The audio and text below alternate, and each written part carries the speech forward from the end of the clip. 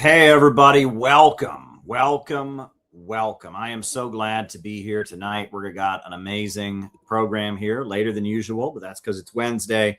We got some great stuff going on. So I am excited. Let's have yet another great late night chat. Spoken of the American century. I say that the century on which we are entering can be and must be the century of the common man. A radical redistribution of economic power. I mean, we know that racism is just a byproduct of capitalism. Everything would be all right if everything was put back in the hands of the people.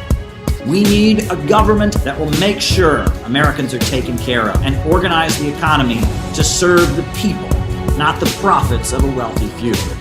We now have the techniques and the resources to get rid of poverty. We got to start getting out there with the people. Get out of the movement and get to the masses. We need a government of action.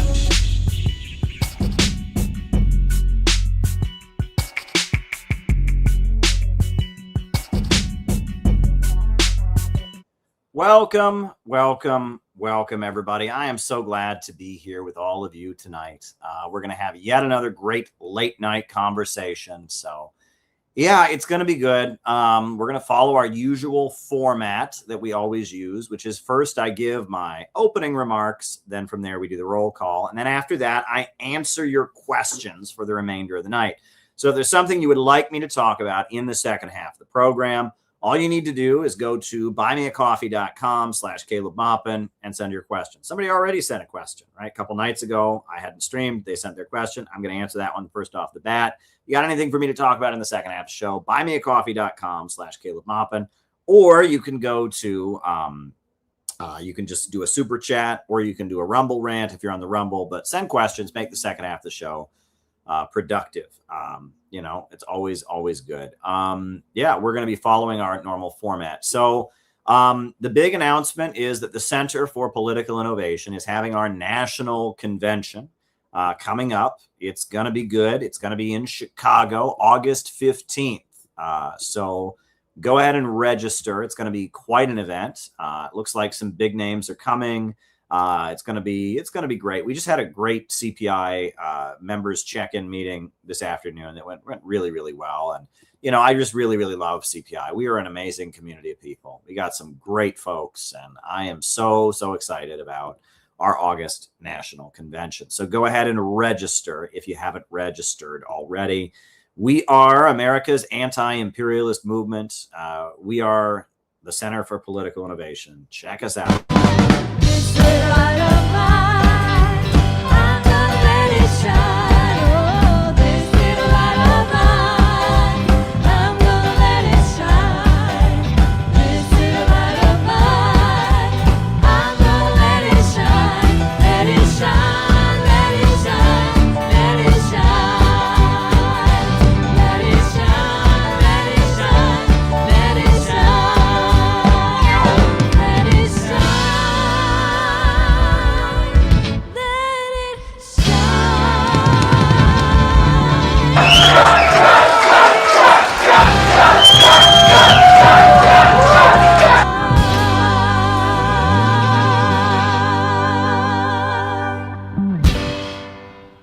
Yep, that's us. We are the Center for Political Innovation, and we are an anti-imperialist movement dedicated to building a new America for working families.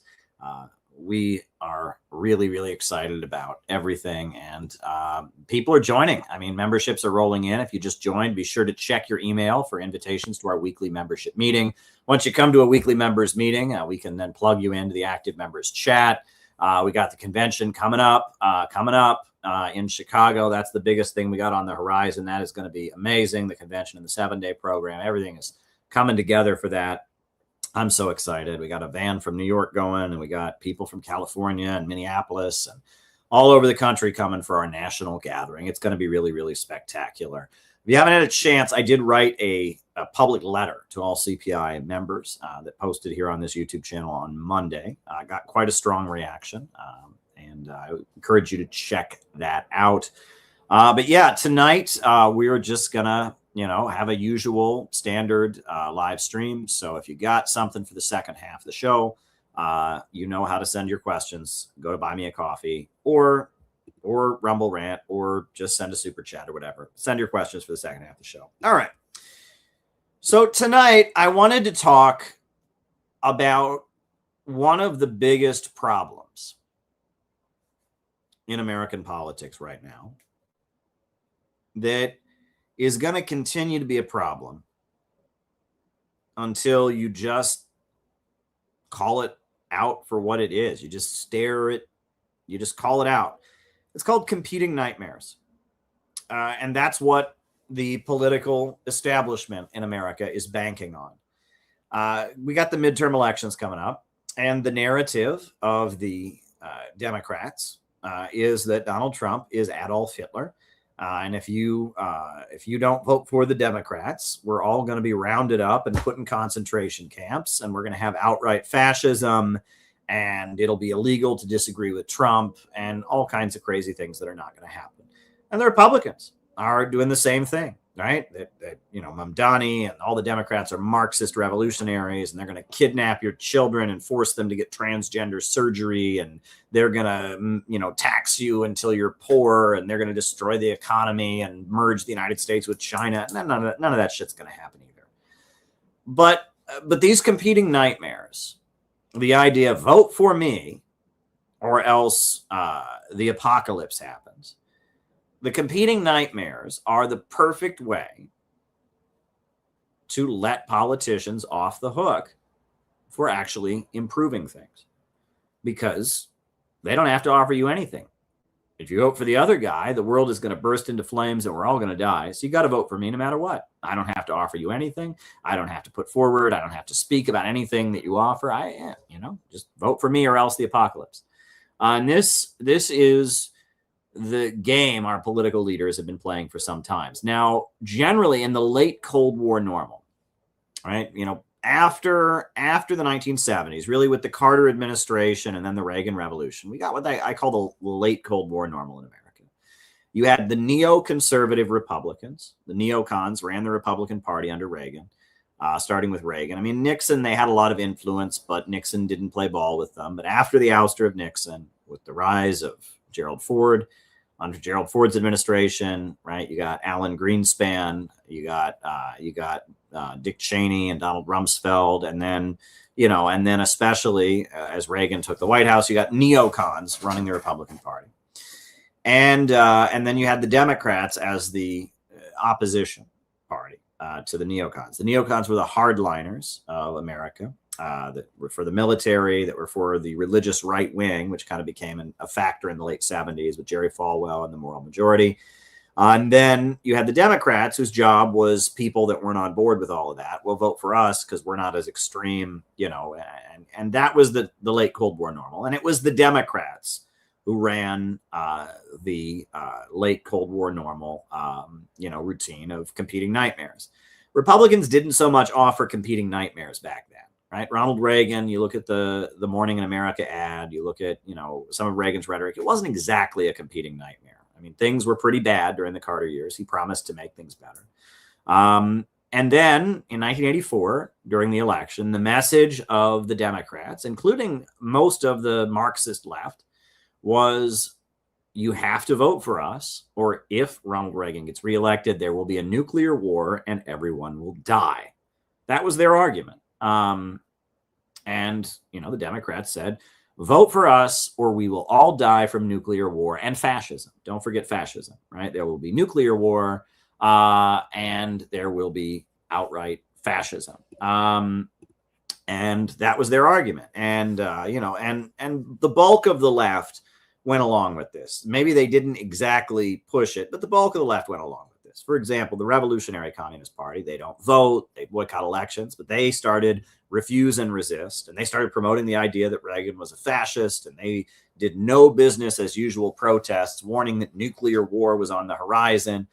They didn't exactly vote for, the Democrats, but they still ran the idea that the Republicans were the main threat. And if you don't vote for the Democrats, if the Democrats lose, if the Republicans keep winning, we're all going to die from nuclear war. Well, what happened? In 1984, Ronald Reagan won re-election in a landslide, and we didn't all die from nuclear war.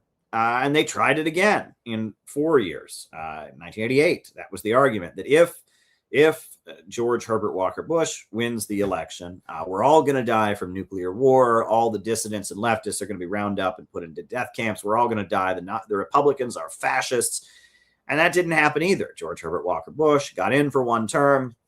He did the Gulf War, which was awful. He invaded Panama, which was awful. He did a lot of bad things, and the austerity and the deindustrialization of America, the cuts in social programs certainly continued. I mean, George Herbert Walker Bush wasn't a good president. Reagan was not a good president. These guys weren't good. They bombed Libya. They supported Israel. They funded the Mujahideen terrorists in Afghanistan. They funded the drug dealing Contras in Latin America and created the drug cartel problem in Latin America that's been a problem. I mean, no one's arguing the Republicans in the 1980s were good, but the apocalypse didn't happen when they won. But the Democrats were really banking on vote for us or the apocalypse. And it wasn't really a winning strategy. You notice the Republicans lost the 1984 election. They lost the 1988 election, right? It wasn't really a winning strategy. Well, Bill Clinton came along, and Bill Clinton represented the Democrat Leadership Council, the DLC, which was very much a similar formation to New Labor in Britain, right? In Britain, you had Tony Blair, who came in and said, okay, in order for the Labor Party to win elections again, we have to move to the right. We have to be more centrist. They dropped the clause 4 of the Labor Party Constitution, et cetera. Well, Bill Clinton, the Democrats were never socialists, by any means, but Bill Clinton came in, and with the Democratic Leadership Council, they said, in order for the Democrats to win, we have to move to the center and steal the thunder of the Republicans. And Bill Clinton did a number of things to win the elections. A lot of which was pander to racists. Bill Clinton, basically a lot of his presidential campaign in the 1992 election was basically saying, I am a Democrat, but don't worry, I'm racist. And that's how he won. He had been the governor of Arkansas, a southern state. He had an ad on television with him overseeing a chain gang where he was overseeing a group of black prisoners. And he, basically sent the message to voters, don't worry, I'm racist. He stopped his presidential campaign, went back to Arkansas to give the death penalty to a black man. That was a famous incident. He went on a rant against Sister Souljah, right, who was a rapper. He was invited to speak at Jesse Jackson's Rainbow Push meeting, and the night before, this rapper named Sister Souljah had performed, and so his whole speech at the Rainbow Coalition thing was ranting against this rapper that was, anti-white and anti-cop and stuff like that. And that Bill Clinton did something different. Now, Bill Clinton's message, though, it wasn't vote for me or else the world will end. Bill Clinton's message was actually very optimistic. It had I'm a racist mixed into it, though. But his message was overall, don't stop thinking about tomorrow. That was a song by Fleetwood Mac. They played at his rallies. And, a little place, I come from a little place called Hope. A little place called Hope. He doesn't sound like that, actually. That's not a good impression. A little place called Hope. Little place called Hope. Anyway, I got my allergies. I'm not doing good impressions these days. But Bill Clinton, it was optimism. It was, we're going to have a good economy. And we need social programs to some degree or other to take care of the middle class. Now, Bill Clinton was very much a divergence from what the Democrats had been since the Carter administration.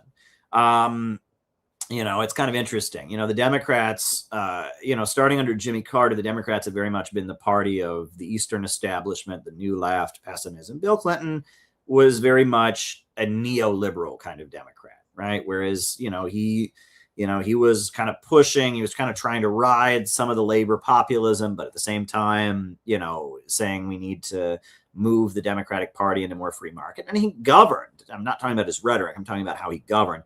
Bill Clinton's presidency was a nightmare. I mean, Bill Clinton, mass incarceration greatly expanded because, look, that was his whole message. We as Democrats want to lock people up. We want to hire more police. That was a big theme of his presidency. We need more police officers. We need more prison sentences, harsher prison sentences.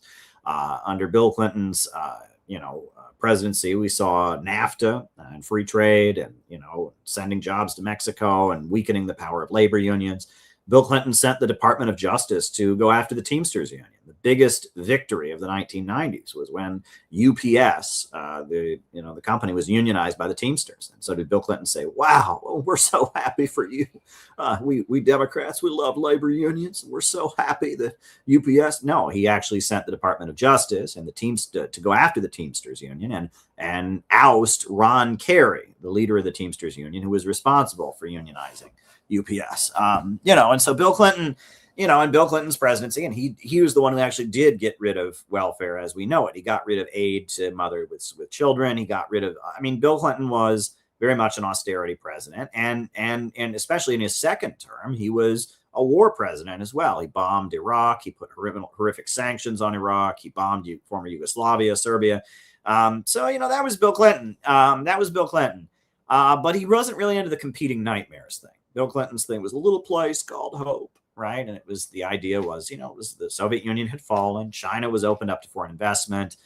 The economy was doing reasonably well in the 90s. There was still, overall, the population was getting poorer, but the stock market was doing really well. You had the dot-com boom, et cetera. The economy was doing okay. And, Bill Clinton, as he was preparing to come into office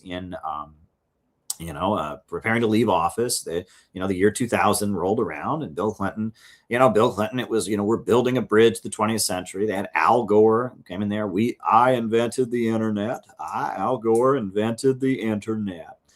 And that Bill Clinton was just kind of a self-serving populist politician. That's what he was. He was a Southern career politician, a boy from Arkansas who went to Harvard and was trained by the establishment. And Bill Clinton was just kind of a machine politician who he developed kind of a hybrid of kind of Southern liberal populist messaging and kind of stealing the Republicans' thunder by pushing the same buttons around race and more cops and, stuff like that. And he had kind of a winning formula, but Bill Clinton was very much his own thing.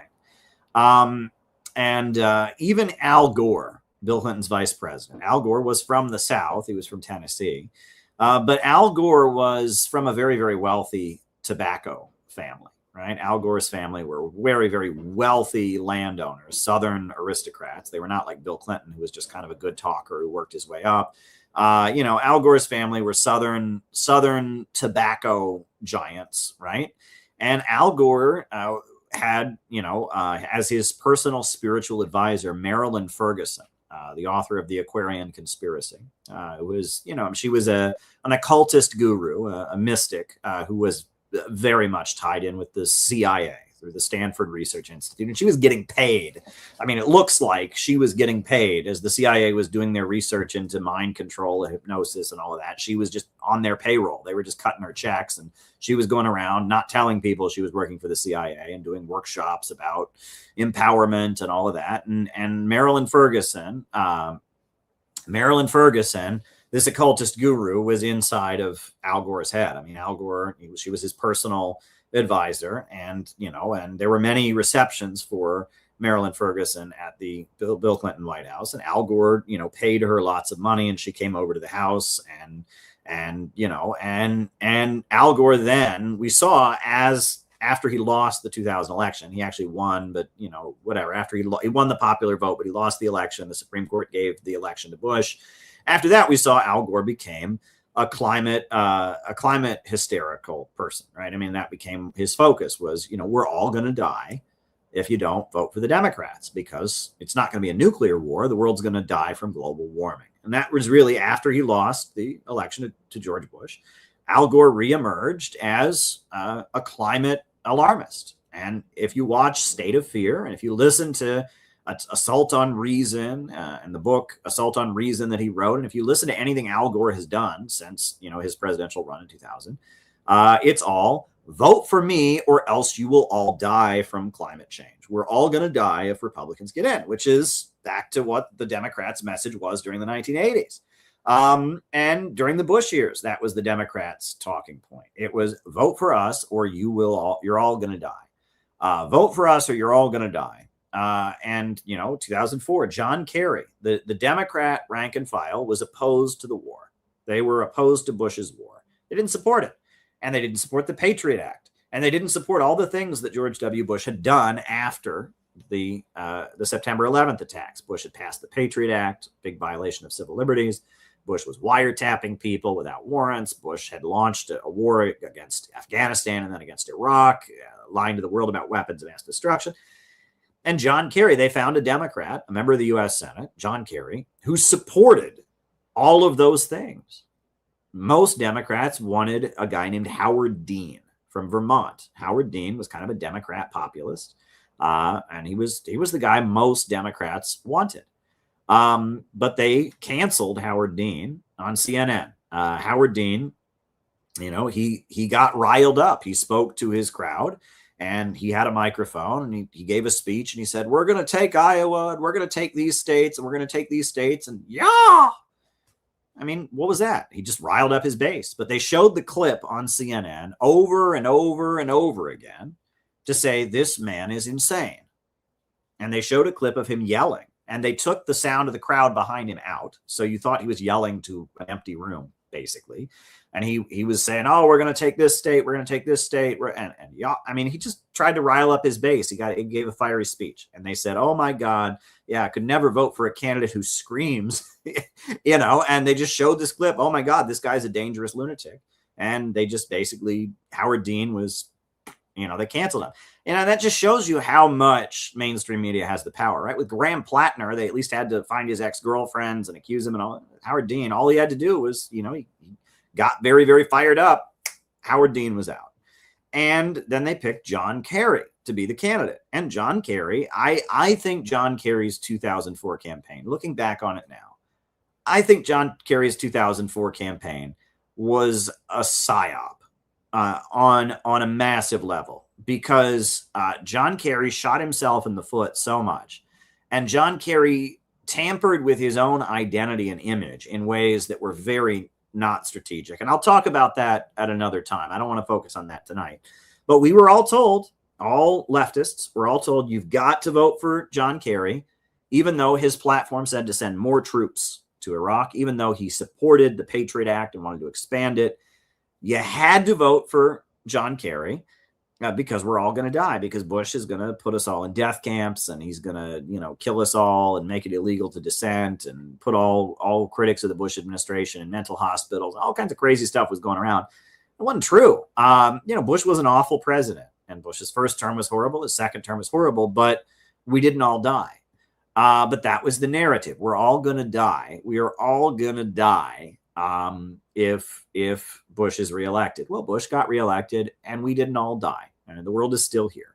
And actually, what was interesting is Bush got reelected, and almost immediately, within a year of his reelection, it was suddenly okay to completely go against him. And that was the weird thing. It was he was very controversial. A lot of mainstream media people didn't like Bush in his first term. But once he got reelected, by 2006, he lost control of the Senate, and all of Hollywood was against him. And I mean, it was like they almost immediately after his second term started, he was already considered a lame duck, and everyone was against him, and they were setting the stage for Obama. It was very, very weird how that worked. Katrina, of course, that was, right after, and it was very strange. But anyhow, we're now in a stage in American politics where we're well beyond the late Cold War normal. And what's interesting is we're at a point where both sides have just gone all in on competing political nightmares. And that's where we're at.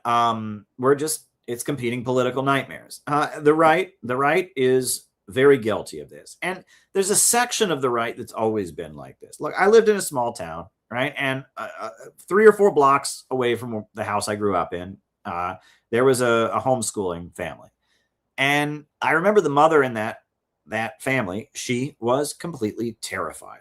A lot of people homeschool for a lot of different reasons.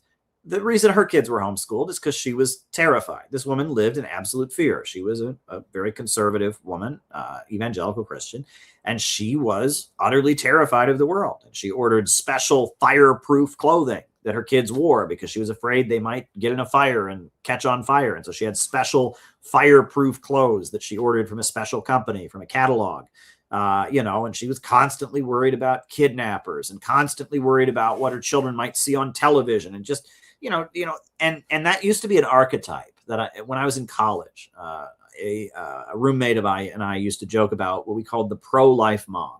And this is kind of unfair, right? Because I see this on the left now, like you wouldn't believe. But back then, there was we called them the pro-life mom of the very, very religious evangelical mother who is terrified, who lives in utter terror.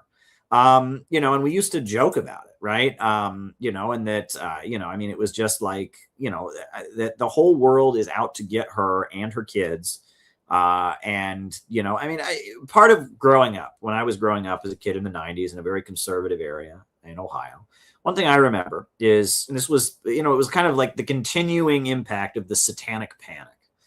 Whatever kids were interested in, whatever it was, Barney, the Teletubbies, Power Rangers, whatever the kids were watching on TV, Pokemon, whatever it was, no matter what, the pastors would discover it was secretly satanic. And that's not to say that there's not a lot of like weird messaging and stuff in mainstream media, right? I mean, it's weird how nuanced my views now are, but Barney, right? He was a big purple dinosaur, right? And it was just the kids show that every like 4-year-old watched, Barney the dinosaur. All these evangelical people decided Barney was a pedophile. He was a pedophile. And I don't know why, because he's purple. I don't know, because he's big and he's purple and he's with little kids all the time. He must be a pedophile. I don't know why they thought Barney was a pedophile. I mean, he doesn't molest kids in any episodes. There were rumors about, like, there's some episode of Barney where he says a bad word or something, and it was like whatever it was. And so all the pro-life moms panicked. Oh my God, our kids can't watch Barney. Barney's a pedophile. Barney a pedophile? Barney was stupid. It was a stupid kids show about a purple dinosaur. It was pretty dumb, but it's a kids show. But no, Barney's a pedophile. And the Power Rangers, they were satanic, right? They got their power from Satan or something. And the Teletubbies were gay, right? And, Tinky Winky has a purse and has a triangle head, and so he's gay. And, the Pokemon are the Pokemon, what were the Pokemon? They were demons, right? And it was just like whatever kids would get into. It was like clockwork. It would become popular. All the little kids would get themselves a little stuffed animal of this cartoon character or this thing. And then, like clockwork, Satan. It was Satan. It was Satan. Oh my God, all this time. You think like these pro-life moms would like figure it out. Like maybe if something becomes popular, don't let your kids watch it, because in about 3-4 months, it's going to become satanic. But like clockwork, whatever kids were into, the pastors would discover somehow through, I don't know what, they would discover it's actually satanic, and your kids are being brainwashed through television to become Satanists. So you gotta not watch that. And it was just, it was obnoxious, but what it was really about was terrifying these mothers. And if you actually look at like the details of the satanic panic from the 80s, right? This is before my time. I was born in 1987, so I didn't live through this. But like, when they were playing the vinyl record albums backwards, right? And it was like, they'd play Stairway to Heaven backwards, and the voice would say, and they'd say, oh, it said, you will worship Satan, what was going on at the same time. And this is why I don't want to like just make, it's not like these people were stupid, right? So there's no internet back then. There's no way to Google this stuff. But at the same time that there's, all this panic about, you're going to play records backwards and, it's the voice of Satan or whatever, regular TV was doing like specials about really horrific stories of abduction, child rape, human sacrifices and stuff. Like Geraldo Rivera, made his career talking about how there's secret Satan cells that are kidnapping children and stuff. And some of that stuff was really intense and gory and gross. And some of it was based on things that actually happened. And some of it was completely made up. Right. It was, they were showing on like 2020 and, late night TV, to adults, they were showing them these horrible, like, Jack the Ripper kind of murder stories that were supposedly done by Satanists. And some of them were, and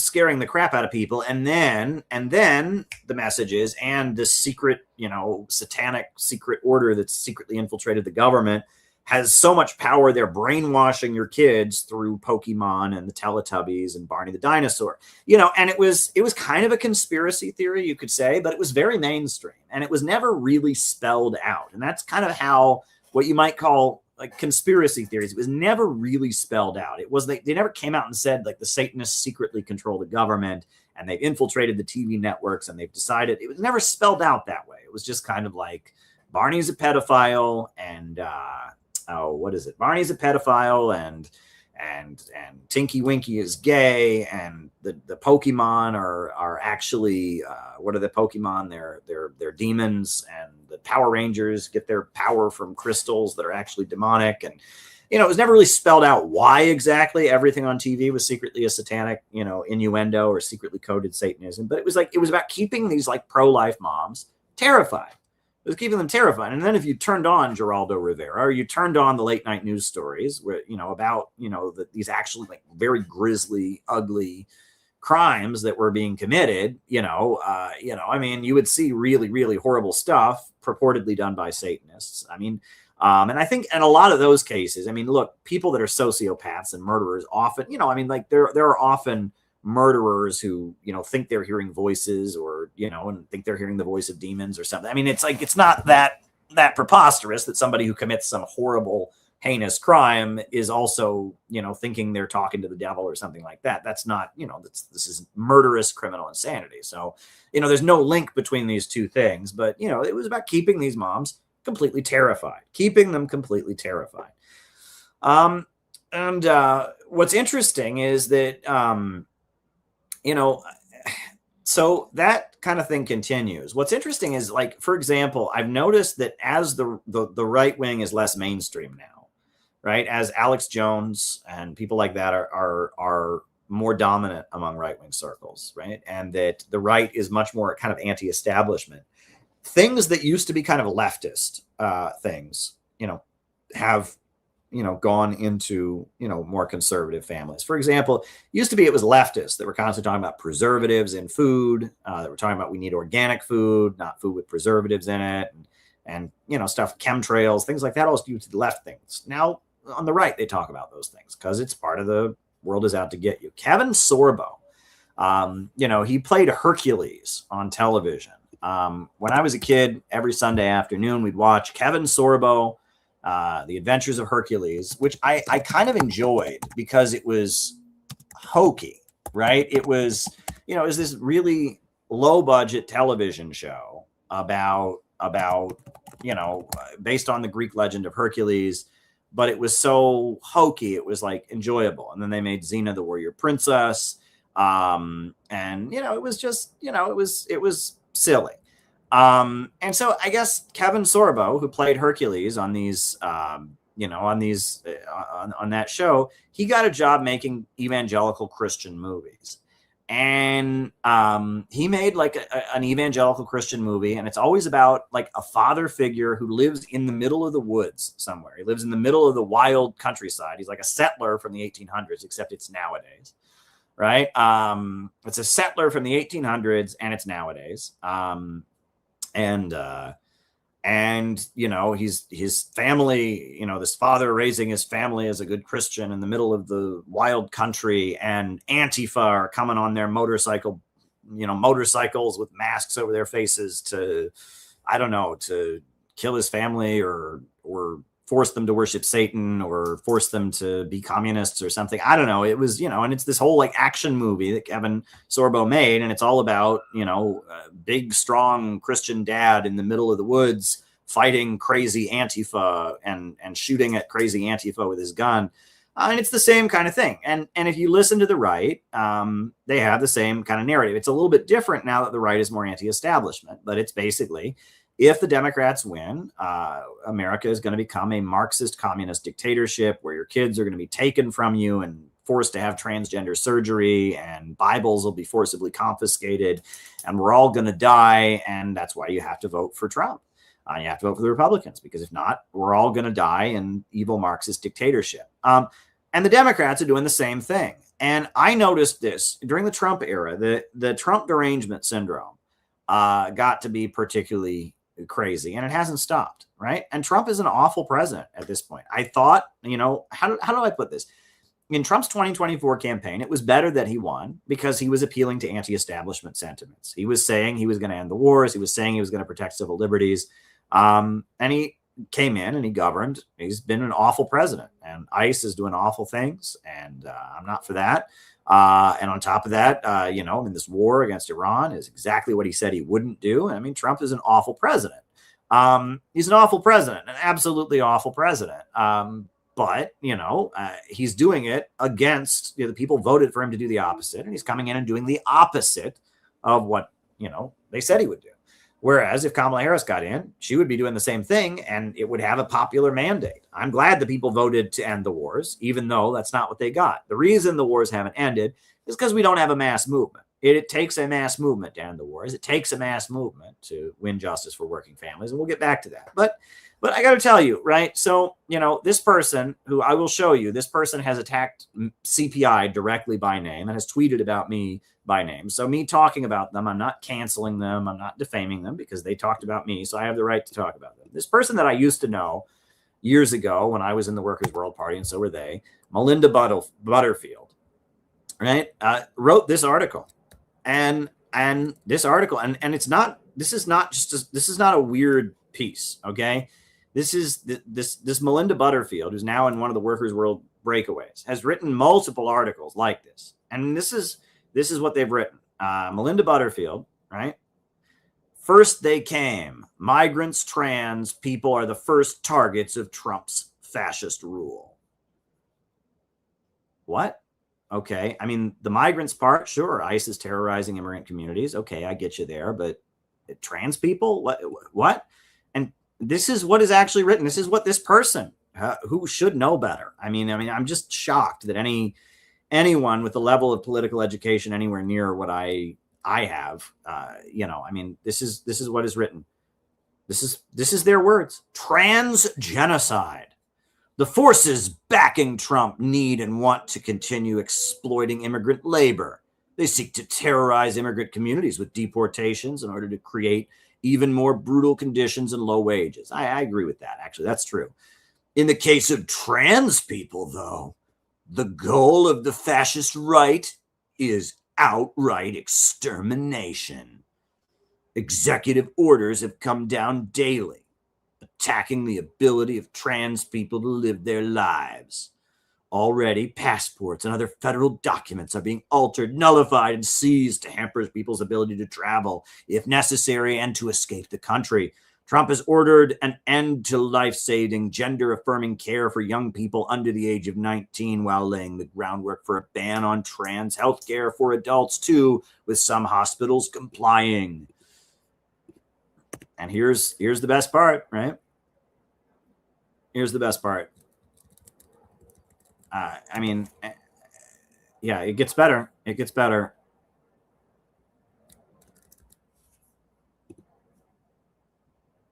Here we go. Every statement and executive order names trans people as the main cause of our country's problems. Make no mistake. Extermination of trans lives is the ultimate aim of the capitalist ruling class and the Trump regime. The community has been assigned the role of scapegoat. For trans people, the only option being presented is to go back into the closet. If we cannot or will not do so, we are to be criminalized, imprisoned, tortured, and eventually outright murdered. This is utter insanity. I have no ill will toward any trans person, right? People want to be trans, that's their business, that's their right. But we've gone from, there are a number of people. When I started this YouTube channel, I was pretty much 100% pro-trans. People would bring up issues like women's sports. People would bring up issues like bathrooms and stuff. And I would just say, well, I don't know enough about it, but I sympathize with trans people. And whatever, that was my understanding, right? I'm against bullying. I'm against, and growing up, I always sympathized with gay people because it seemed like bullying and hating gay people and trans people was just a big part of the kind of bully, right-wing, macho, patriarchal culture I didn't like.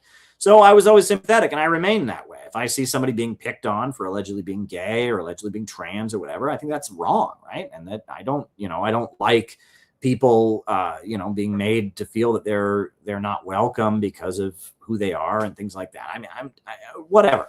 But I interviewed Jyoti Brar, and in my interview with Jyoti Brar, she said, I have nothing against a trans person, she said, but she said, transgenderism goes against my dialectical materialist ideology. She said, it says I am what I say I am. Well, no, you don't become a woman just because you say you are. You don't become a man just because you say you are. That's all she said in the interview. And BreadTube, Thought Slime found this. And I mean, you would have thought I had called for trans genocide on this channel, and everyone was calling, oh my God, Caleb, you're the most evil person. And it's like, it's never enough. I realized it's never enough, right? You can say I support trans rights, but it's not enough, and it's like, and for a while, all these people were on here. Why won't you say trans women are women? Well, they're not women in the same way non-trans women are now, are they? And it was just constantly demanded that, oh my God, you must, how dare you? And it got to the point where it's like, if anyone I met started saying pro-trans stuff, I'd get scared. And if somebody I met started saying trans critical things, I'd breathe a sigh of relief, because it's like, oh, this is somebody who doesn't want to kill me. This is somebody who doesn't hate me. And it's like the trans movement. I mean, it's if you, God forbid, suggest people under the age of 18 shouldn't get trans surgeries, God forbid you suggest that women's sports, maybe they shouldn't be in it. Oh my God. I mean, it's like we have become, as a society, you're not allowed to disagree with anything that the trans people say. And there are some legitimate questions that people can ask. I don't know enough about it, and I don't care, but I do think people should be able to ask the question. And the amount of hatred that, in the early years of this channel, like when this channel was first blowing up, the amount of like insane, over the top, how dare you, made me think, okay, this is not a safe movement, right? So we're at the point where it's like, you can't, like, in some places you can't keep your job, right? I know people who, someone I know who lives in the Seattle area, and they got like called, down to the HR department of their job, because online on an anonymous account, they were saying, feminist stuff, and they got in trouble at their job because the trans activists found their employer. Like, this is crazy. But you listen to Melinda Butterfield. Melinda Butterfield really believes, I mean, apparently you heard it, Trump is just going to round up all the trans people and kill them. That's what, I mean, it's in writing. This is nuts. This is insanity, right? Trump is an awful president. His war is horrendous. He betrayed everyone who voted for him to be anti-establishment, ICE, terrorizing immigrant communities, violating people's rights. I mean, Trump is horrible. I have no reason to support or sympathize with Trump. At this point, I mean, I kind of hoped, when he was appealing to anti-establishment sentiments, whatever, that's a whole nother story. But this is nuts. This is insanity. This is mental illness, right? Not the trans part. The Trump is going to kill all trans people part. That's mental illness. But that phrase, trans genocide, is all over social media. And loads of trans people are convinced that Donald Trump is going to kill all trans people. That's nuts. That's insanity. That is utter insanity. That's not going to happen. Trump might make it illegal for children to get the surgery because, before you're 18, maybe you shouldn't be making life-changing, decisions on your body. I'm open to that debate.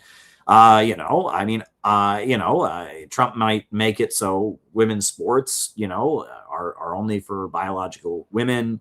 I can see stuff like that happening. I know in like Florida, they have the ban, like they're not supposed to talk about LGBT stuff with kids under the age of 12, which, under the age of 12, you should be learning that at home anyway. I can see various things happening, but that's not what Melinda Butterfield writes. Melinda Butterfield writes it in this article and many others. It is a fact. Trump is going to kill all trans people. That is so unbelievably stupid. It's stupid and it's dangerous. It's dangerous because this is not the kind of thing that's designed to get you to hate Trump, right? That's the thing. If this was just about hating Trump, I mean, whatever. People should hate Trump right now for bombing Iran, for lying us into wars, for, hating Trump, fine. That's not what this is about, though. This isn't about hating Trump. This is about hating Trump supporters. This is about hating Christians.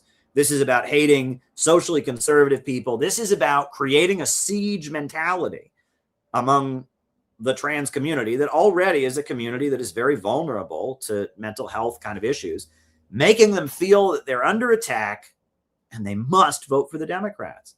That's very, very dangerous. That's not good. That is not a good thing to do. I don't think that's what the trans community needs. Not that they care what I think, but I mean, that's not responsible.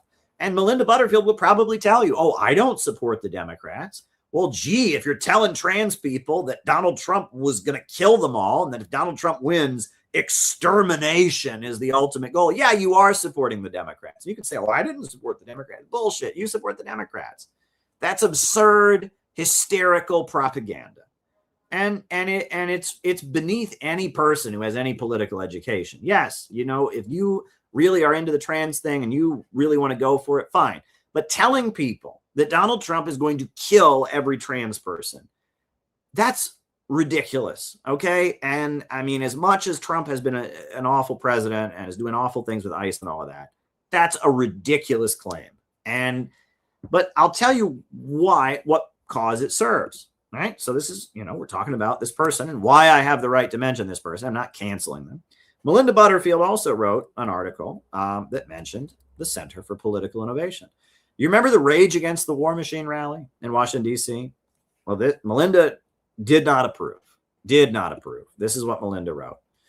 The far right has set a trap for the anti-war movement. The far right has set a trap for the anti-war movement. Watch out for this trap set by the far right. Here's what was written.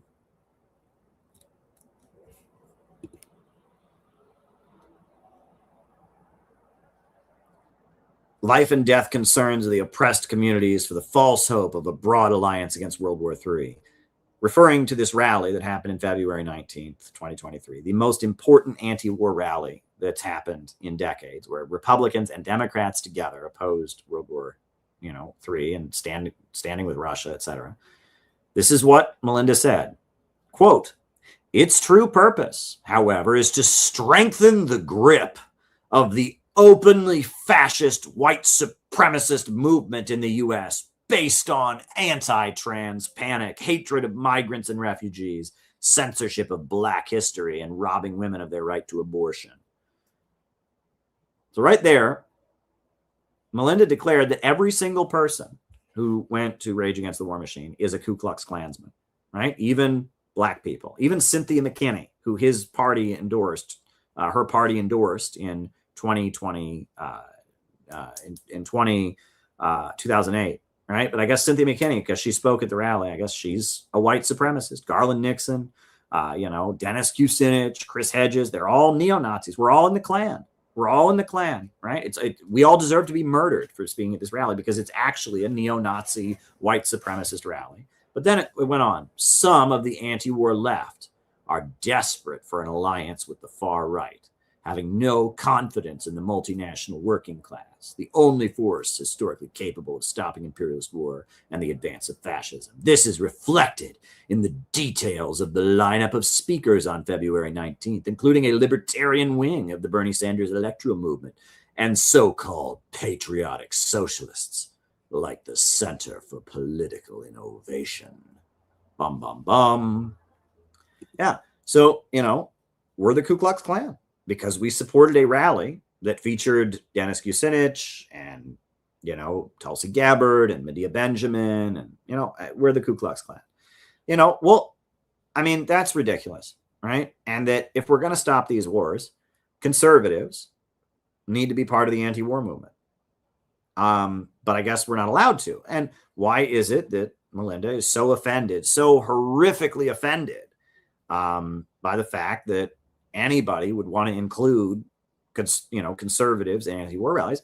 We know why. Melinda believes that all conservatives want to murder her, right? She explained in this later article, right, that, that first they came for, right, trans extermination. Melinda believes that if you don't vote for the Democrats, if Trump wins, which he did, Trump is going to round up all the trans people and exterminate them. I mean, it's just a fact, right? Melinda said so, right? So clearly every person who ever voted for Trump wants to kill Melinda and every person of the same sexual gender identity. That's nuts. That's insanity, right? Make no mistake, extermination of trans lives is the aim of the capitalist class and the Trump regime. That is so beyond insane, but that's why the most important anti-war rally in decades could be declared to be a Ku Klux Klan rally, because clearly anyone who would talk to a Republican, all the Republicans just want to kill the trans people. This is nuts. And how is this any healthier than the pro-life moms who thought that, you know, that Barney the dinosaur was a pedophile and thought that, you know, that the Pokemon. But here's the problem. I guess the point that I'm making is that if you just offer a competing nightmare, if you say, vote for me or else the country is going to burst into flames, vote for me or else there's going to be a nuclear war, vote for me or else we're all going to run into camps, you don't have to offer the leader, the country, anything. And that's the secret. That's what it's all about. The Democrats don't have to offer anything if voting for them is your only option, or else all the trans people are dead. Republicans don't have to offer anything. You know, they don't have to offer anything because, you know, vote for us or else we're all going to, you know, have this Marxist liberal apocalypse, right? If you just offer a horror story, I mean, it's genius, right? The politicians have no obligation. You don't do anything, right? Well, the other side, you're all going to die, so vote for me, right? Or the other side, oh, you're all going to die, vote for me, right? And that's what our politics has become. No politicians have any reason to make the country better. Their argument for why to vote for them is the other guy is going to march us into the apocalypse.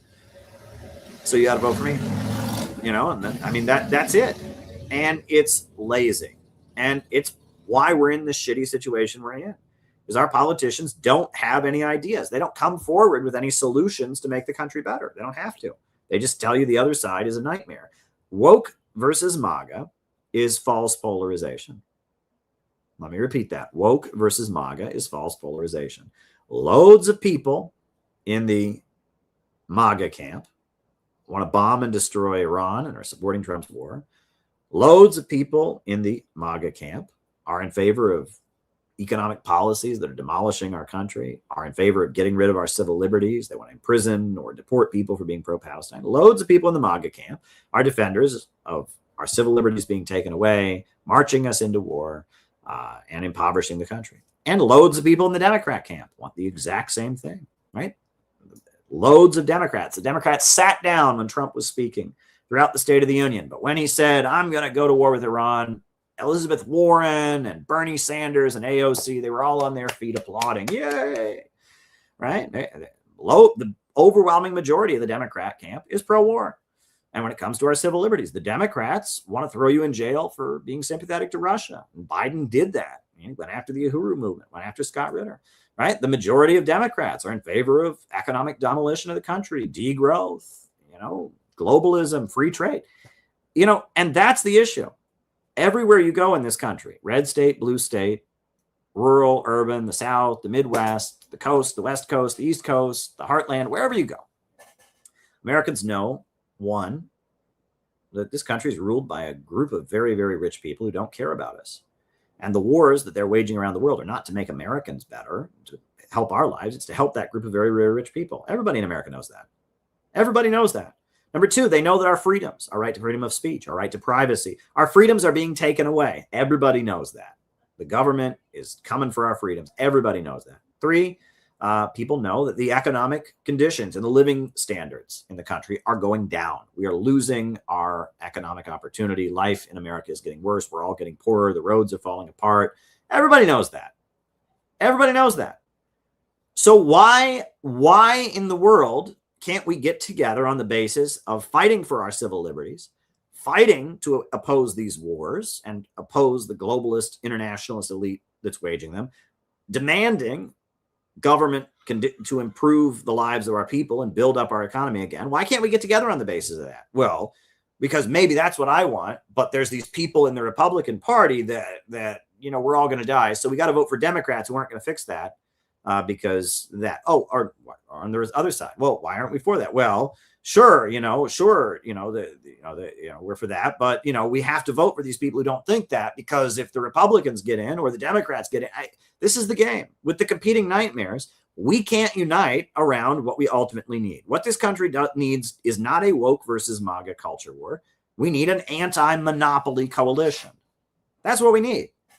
Because it's the big monopolies that are grinding our country into poverty. It's the big monopolies that are waging wars around the world to defend their international system. It is the big monopolies that are setting up a low-wage police state and taking away our freedoms. And the overwhelming majority of the American people, both, working class people, small business owners, suburban middle class, rural working class, urban working class, everybody doesn't want this.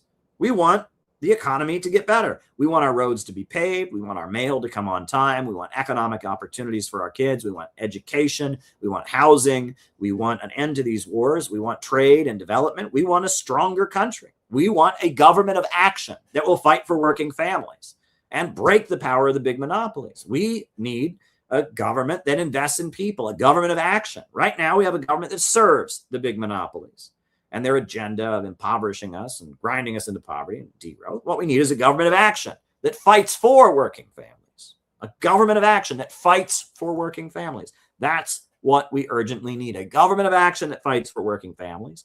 And that government will come into being on the basis of an anti-monopoly coalition.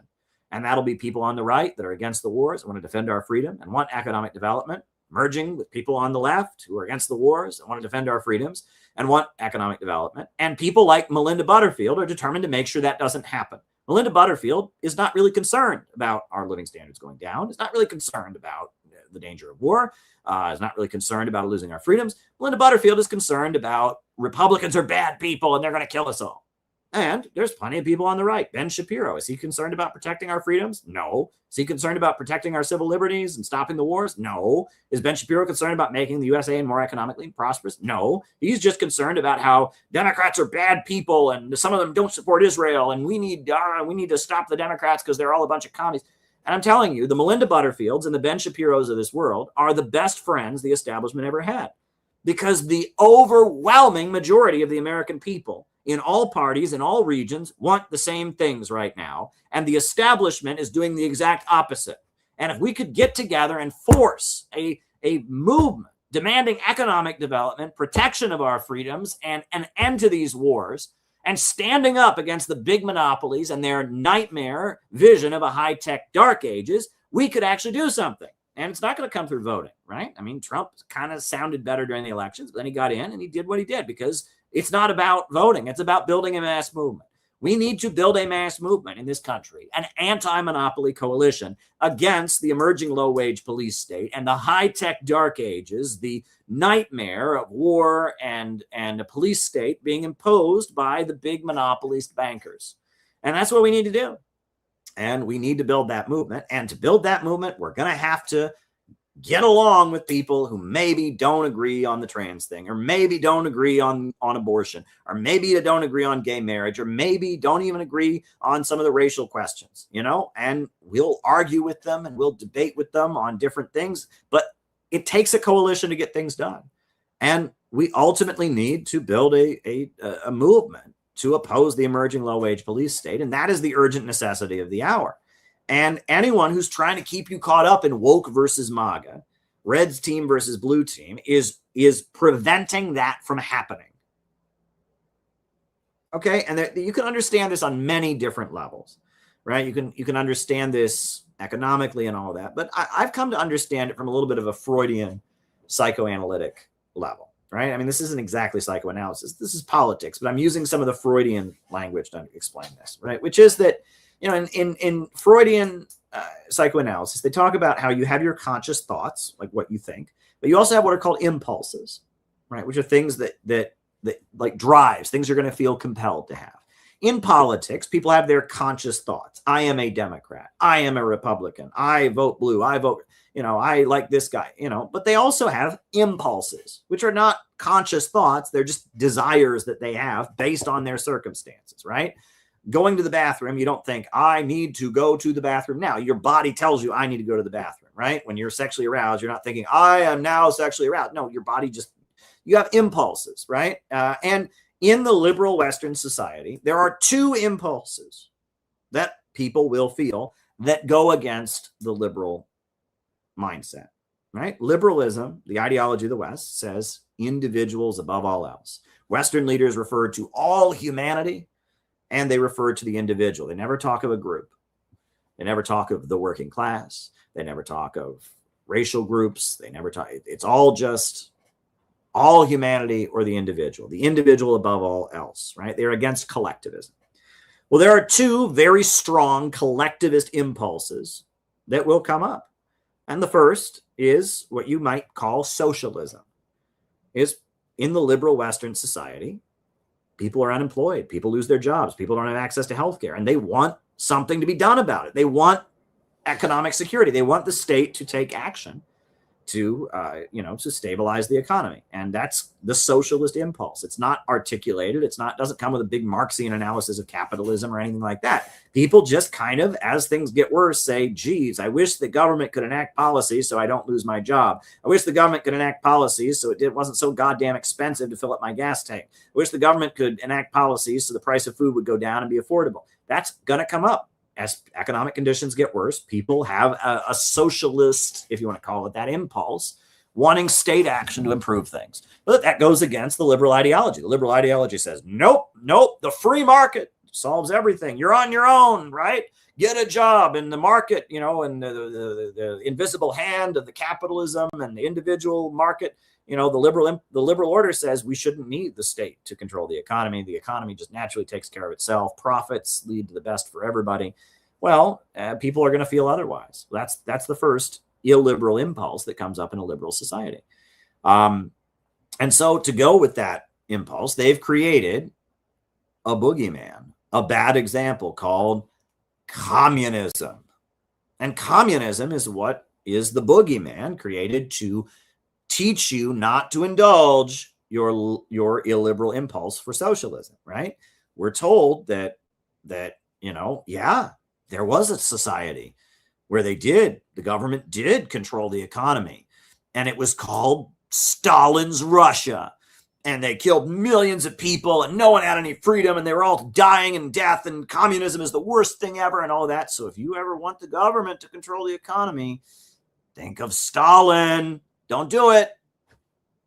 Right? And so Stalin and Mao and this crazy over-the-top caricature, this totalitarian horror story they've got of communism is there to help control your illiberal impulse, which is, I want the government to maybe control the economy. Oh, wait, but I can't be like communism, so it's there, right? The second illiberal impulse is tribalism, right? People, tribe and tradition, really, right? If you grew up in a traditional family, you tend to think the traditional family is the best way to do things. If someone comes along and says, hey, I want to have a family with 2 moms or 2 dads, your first instinct is you're going to be skeptical of that. I'm not saying that's right. That's just how you're going to feel. And if you grew up in a neighborhood where everyone's white, and suddenly you're in an environment where not everyone's white, you're going to be nervous. If you grew up in a neighborhood where everyone's black and suddenly you're in an environment where it's like half black, half white, or everyone's white and you're the only black person, it's going to be uncomfortable, right? As people tend to stick to what they know, tradition, and to stick to people like them. That's tribe, right? And that's changing, right? And that gradually, and I mean, that's just the human race is going in the opposite direction. And that's probably for the best, right? But it is, generally throughout human history, people have stuck to certain ways they grew up with, and they've stuck with their ethnic group. And that's changing. We're becoming more integrated as a society, which is good. And we're becoming less traditional. People have more freedom, to do what they want to do, to not get married, not have children, whatever. I'm never going to have children. In a traditional society, I'd be viewed as a very bad person for that, right? In a lot of countries, if you don't have children, the feeling is you're hurting your parents. Right? I never even heard this growing up.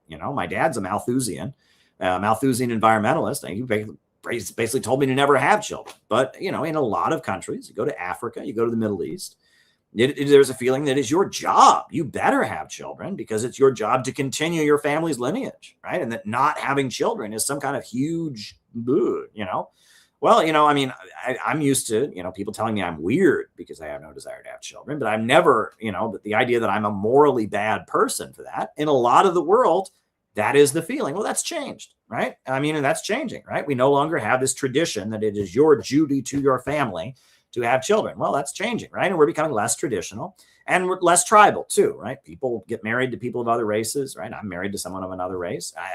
People live in neighborhoods that are integrated. So, but we do tend to have a natural impulse to follow tradition, a natural impulse to stick around people that are like us, speak the same language, etc.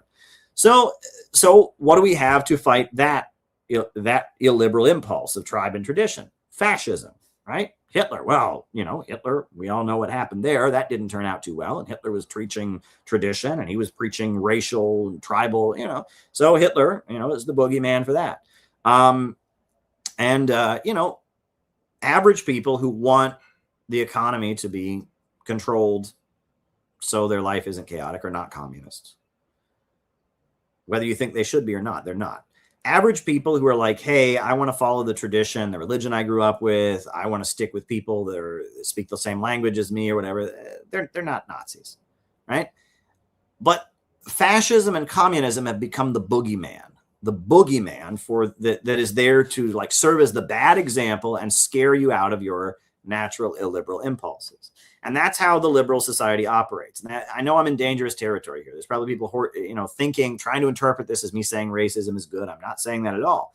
And actually, if you look at the way the world is working, we're becoming more and more integrated as a society. So that tribe and tradition is going to get less and less, right? And as we're becoming more economically unstable because of technology advancing, that desire for socialism is going to become more and more and more. And that's why you could argue that the left is progressive and the right is reactionary or conservative. The right is trying to hold on to something that's kind of gradually fading away.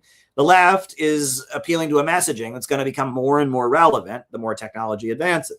And there are just two illiberal impulses that are always there in a Western liberal society, that are always going to be there to some degree. Tribe and tradition is fading, and socialism is becoming more and more there. But they both go against the liberal order. In the liberal order, there is no collectivism of any time. You are an individual. You're not a member of a family. You're not a member of a race. You're not a member of a class. You're not a member of a nation. You have no obligation to anybody but yourself.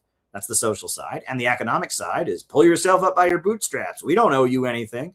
Right? Ben Shapiro, what does Ben Shapiro always say? Socialism is the retarded idea that I owe you shit just because you're breathing. Well, someone needs to slap Ben Shapiro in the face. Not really. I don't advocate violence of any kind. But when a baby is born, a little infant baby is born, we owe that baby shit just for breathing. And if somebody doesn't take care of and feed that baby, that's a crime. That's called neglect, and the parents go to jail. Yeah. Actually, we do owe that baby shit because it's breathing. And the way you see yourself is based on the way you see other people. Psychology, human beings are collective in their nature, right? It is not. Individualism is not the dominant aspect of the human race. Now, I think what the West did, starting with the American Revolution, the French Revolution, the Enlightenment, the idea that you can pick your own religion, that's good. Right? The idea that you can, have freedom of speech, freedom of assembly, that's good. And it had never existed before. It was a great advance over what was there before. I think that's a good thing. But we've taken it a little bit too far. Now, pretty much the whole world recognizes you have freedom of religion. You got freedom of assembly. You got freedom of speech. But the West is saying, well, that's not enough. We've got to break down any collective obligation, right? And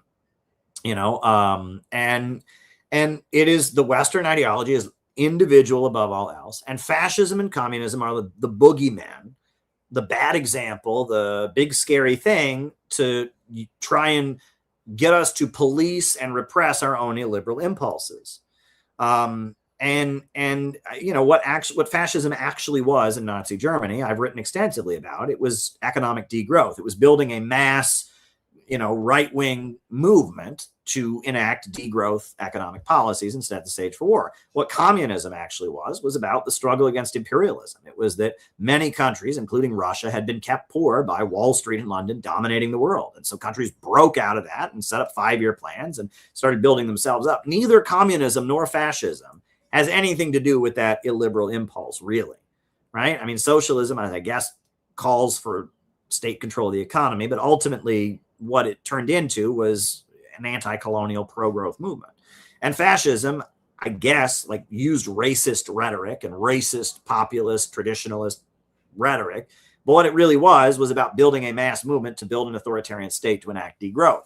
So neither of those things, are that, but they're both planted in our heads as scary things to avoid. And then there is a minority of people in the West who become actual communists or become actual fascists, right? They do exist, right? And I people in the West who say, I would like to adopt the communist ideology, or I would like to adopt the fascist ideology. And the government has an arrangement with those people, which is you can do that. And, at times we may throw you in jail for doing that. But for the most part, because we believe in freedom of speech and all of that, we're going to let you have your little tiny communist group or your little tiny fascist group. But your job is to go around hysterically raising the alarm. If you're going to be a communist in America, your job is to go around hysterically raising the alarm about the danger of fascism and pointing out and harassing the tiny minority of people on the right that actually call themselves fascists and accusing Republicans of being fascists. And as long as you stick with that, you can be a communist. If you stray from that, we got a problem. And on the right, they have the same arrangement with fascists, right? We're not going to throw you in jail for being a fascist. I mean, we might do that at some point, but for the most part, we believe in free speech in the West. So you can call yourself a Nazi and all of that, but your job is to go around hysterically screaming about how the Democrats are all communists and harassing and threatening the actual minority, the tiny minority of people who do call themselves communists. And as long as you do that, right, you can exist. But if you stop doing that, we got a problem. And that's kind of the role that communists and fascists play in liberal society, is that they're largely a caricature used to police people's illiberal impulses. And then they represent a very extreme faction of the red team versus blue team thing.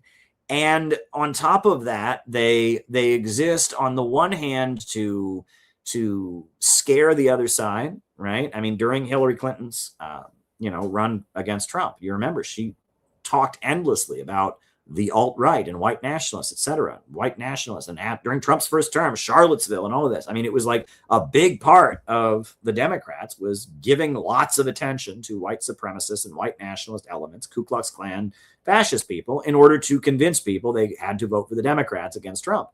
And now we're seeing that Trump is talking about communism nonstop, right? Communists and, talking about it nonstop. Why? To rile up his base to vote for him. And that the communism and fascism have both kind of been reduced to a caricature that serves the liberal order. And the caricature is not related to what either of those movements actually stood for or what they actually carried out in terms of government policies. They're both just kind of a caricature there to help you police your impulses. Now, I know that's a tough pill for a lot of people to swallow, but I spent my entire adult life in communist groups, and I learned the hard way that basically they don't really believe in communism. You read what Melinda Butterfield believes. Melinda Butterfield's job in a tiny little communist group is to get everyone terrified of Republicans, to think Republicans are Nazis, to be obsessed with, that's Melinda's doing Melinda's job. That's her job, right? And people on the far right do the same thing, right? They might say they oppose Israel and all of that, but their job is to just go after the left. I mean, this is the trap we're in. And if we're going to get out of this trap, we've got to have a different kind of politics. We can't have competing nightmares. We can't have competing nightmares. Yeah, you say you don't like the term fascism. I don't like it anymore either. I don't like the term communism either, because neither of them, people don't think of what it actually means in either case. They think of a crazy caricature. Fascism, there is a scientific definition of fascism. There is a very brilliant economic understanding of what fascism is that you will get from this book, Fascism and Social Revolution, by the leader of the British Communist Party in the 1930s, R. Palm Dutt. This is a brilliant book full of statistics and data showing the crisis of overproduction that caused the Great Depression, where the fascist movements came from, what made them different than previous right-wing or nationalist movements. This is good stuff. And Lynn Marcus, right, in his book, Dialectical Economics, he gets into it even more. He gets into a great depth about, Nazi Germany and what their economic policies actually were, right? There's an actual definition of fascism. And the new left, right, the Congress for Cultural Freedom, the Frankfurt School, Susan Sontag, Hannah Arendt, that was one of their most important tasks, was making sure nobody understood that. Fascism became an aesthetic. That's Susan Sontag. Fascism is an aesthetic. right? I mean, she has this whole thing about fascism is just, it's a kind of art. It's art that, that has, real shapes and instead of abstract squabbles. I mean, they've redefined fascism to be, just a state of mind where people are not free thinking, where people like order too much. And it's like they've completely gotten away from any of the economics of what fascism actually is and replaced it with this, this bizarre caricature. That was a big, big part of it. And on the right, what do they think communism is? Communism is any move, anything that opposes austerity is communism, right? Raising the minimum wage by 2 cents, communism, right? Free buses in New York City, Mamdani wants to do that, communism, right? Bookstores, they want to start the grocery stores with 30%, less cost of food. The government grocery stores, Mamdani wants to open. That's communism. That's communism. Communism is everything, but China's not communist, mind you. Oh no, the right wing. China's only successful because they're capitalist, even though, I mean, that's a whole nother story. But anyway, we have to break with this. We have to break with this. And we've got to get out of the competing nightmares, because if we continue with the competing nightmares, our leaders are not obligated to give us anything. They're not obligated to give us anything, right? And that's the trap that we're in. But I'm really into Wallace Wattles. You all know that. Wallace D. Wattles. And there are 2 quotes from him that I really like. But this is one quote from him, and I guess I'll end with the other quote. But this is one quote from him. Wallace Wattles was a socialist, and he wrote 2 books: The Science of Being Great and The Science of Getting Rich. Right, and this is actually from another book he wrote called How to Promote Yourself. And he wrote this. This is beautiful. He's writing this. He's speaking as a socialist. The more you talk about your hard times, the more you will be inclined to seek some mental narcotic to keen the edge of your suffering, and the longer you will suffer. No surer way to keep the masses poor can be devised than to continually write and talk about their poverty. Talk about the good time coming. The good time is coming, and the rapidity of its coming is in exact proportion to the number of people who think about it and talk about it. Instead of going to show horrible pictures of the conditions of those who live in the tenements, go about showing beautiful pictures of the conditions of those who will live in the coming city.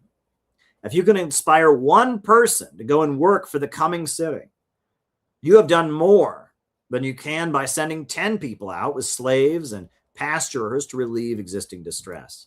Instead of crusading against child labor and bad factory conditions, tell the working people what splendid conditions they will have when they wake up and begin to operate the industries for themselves.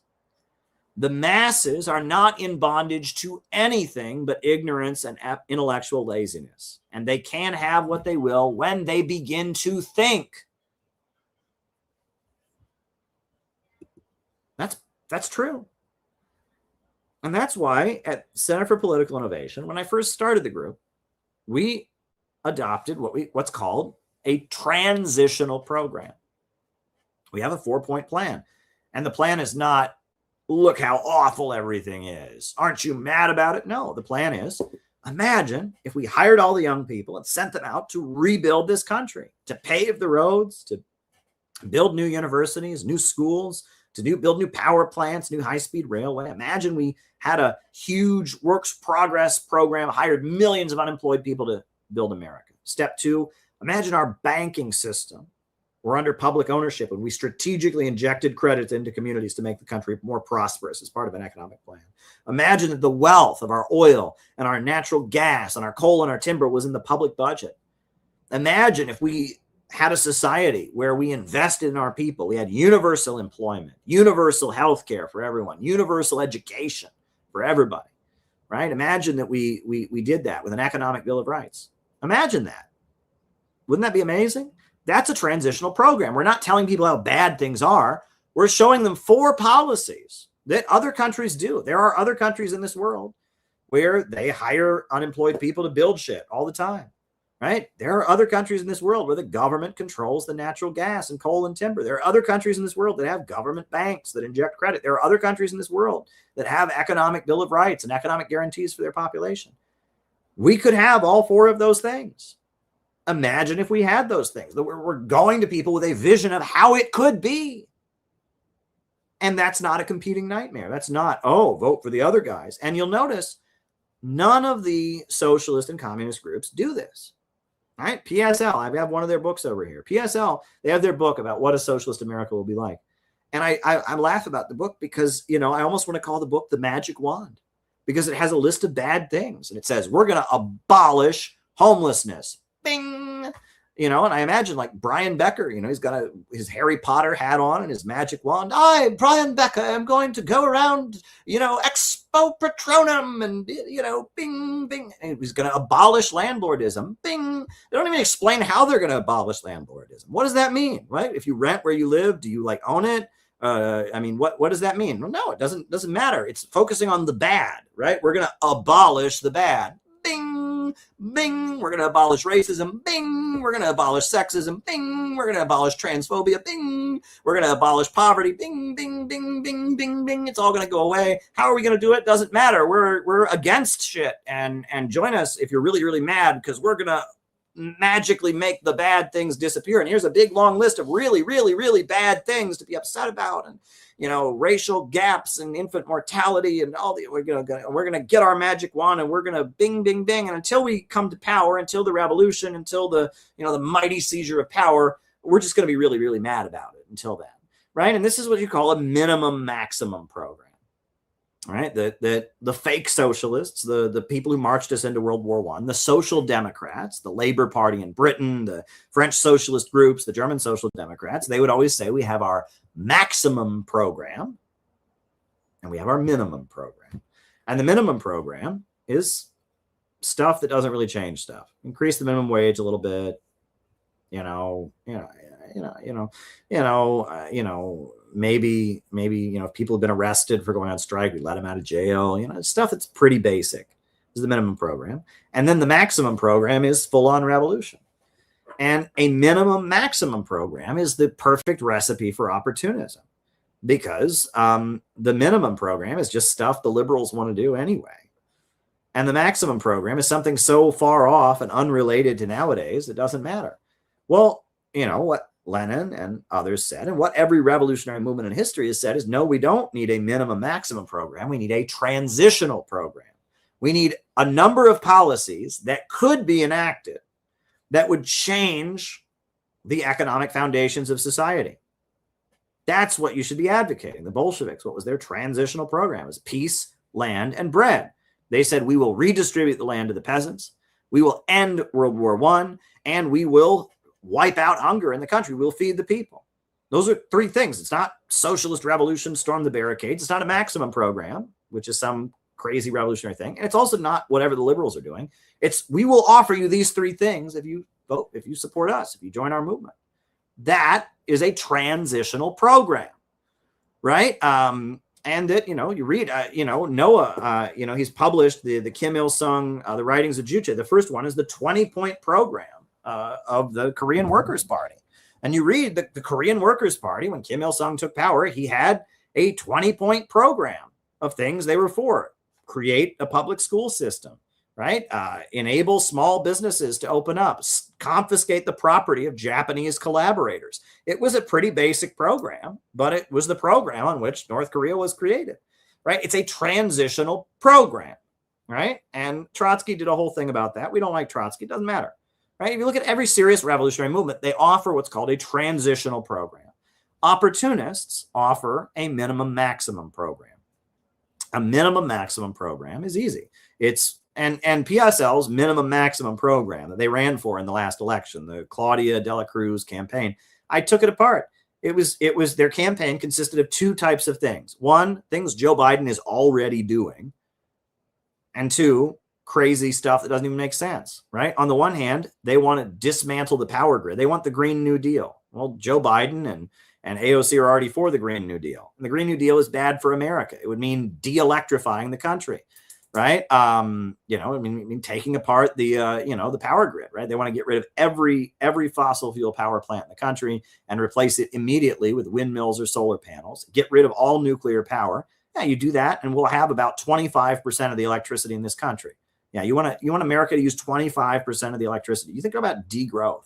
I mean, the fact that PSL put that forward, but that's what AOC already wants to do. AOC has already said that we need to use 1/4 of the energy we have, right? That's completely degrowing and impoverishing America, right? If we used 1/4 of the electricity that we use now, I mean, this country would be basically, gutted economically. You think we're poor now, reduce our electrical consumption by 75%, and we'll be a dirt poor country at that point, right?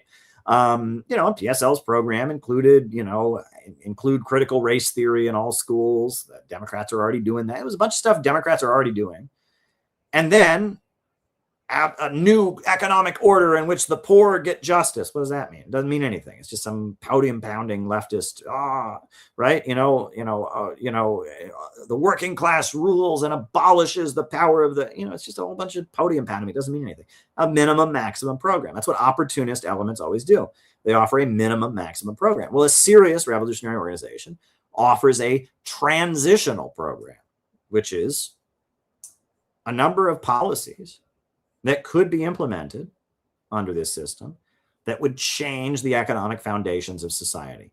That's what a serious revolutionary organization does, right? Is that they offer a transitional program. Well, Center for Political Innovation, we're not an organization that's going around telling people how bad things are and creating a political nightmare about one side of the political spectrum or the other. Instead, we go around telling people what could be. We could have universal employment. We could have universal education.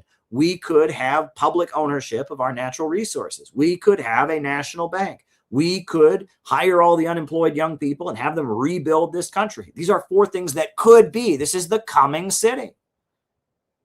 And we're awakening people to think. We're getting people to not think in terms of the trap, the video game of red team versus blue team that they're playing on their little computer. We're actually awakening them to think about what could actually be possible. And by doing that, we're getting people to take on a really human existence. And that's what I wanted to talk about tonight in my message about competing nightmares. But listen, I want to talk about a couple other things. I see that Gabby sent a question, which is really appreciated, and I will be definitely answering Gabby's question. I don't know what it is yet, but I know she sent it, and I'm looking forward to answering it in the second half of our show. I appreciate everyone who's supporting CPI and all the different stuff that's happening right now. We got our convention coming up. But if you got a question for the second half of the show, go to buymeacoffee.com/Caleb Maupin and send it. And, questions are always appreciated. You can also do a super chat. We do take super chats. We take Rumble rants, but the best way is to go to buymeacoffee.com and send your question. But I had just one more thing I wanted to talk about, which is tonight I wanted to play for you all my favorite piece by Beethoven. And I want to explain to you why Beethoven is such an important revolutionary, right? You say, Beethoven's a composer. Beethoven is a really, really important revolutionary. And I'm going to explain to you tonight why Beethoven is an important revolutionary. If you understand Wallace Wattles, what he says about the masses are not in bondage to anything but ignorance and intellectual laziness, but they can have what they will when they begin to think. Beethoven got people to think. And I'm going to explain that. But before I do, I'm going to put on the Shepherd's Song, which is from Beethoven's 6th Symphony, his Pastoral Symphony. And this is my favorite piece of Beethoven. It is one of my most favorite pieces of music ever. And so I'm going to put it on. It's a great piece of music called the Shepherd's Song. And then afterwards, I'm going to explain to you why Beethoven is so important. And also, Beethoven was not a white man. Let's be clear about that. Beethoven had North African blood. So just, if you think this is, I'm being a hoity-toity elitist white person here, Beethoven was actually an African. So, many Black revolutionaries have pointed that out. So, that's important to point out as well. But here we go. Beethoven's Shepherd's Song.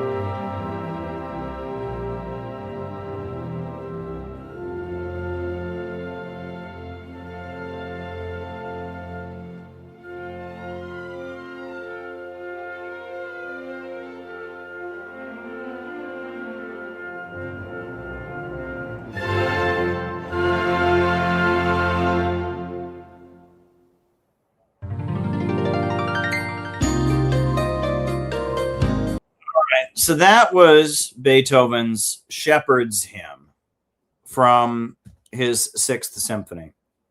And the thing is, this is why Beethoven is important. And this is why Beethoven is such a revolutionary.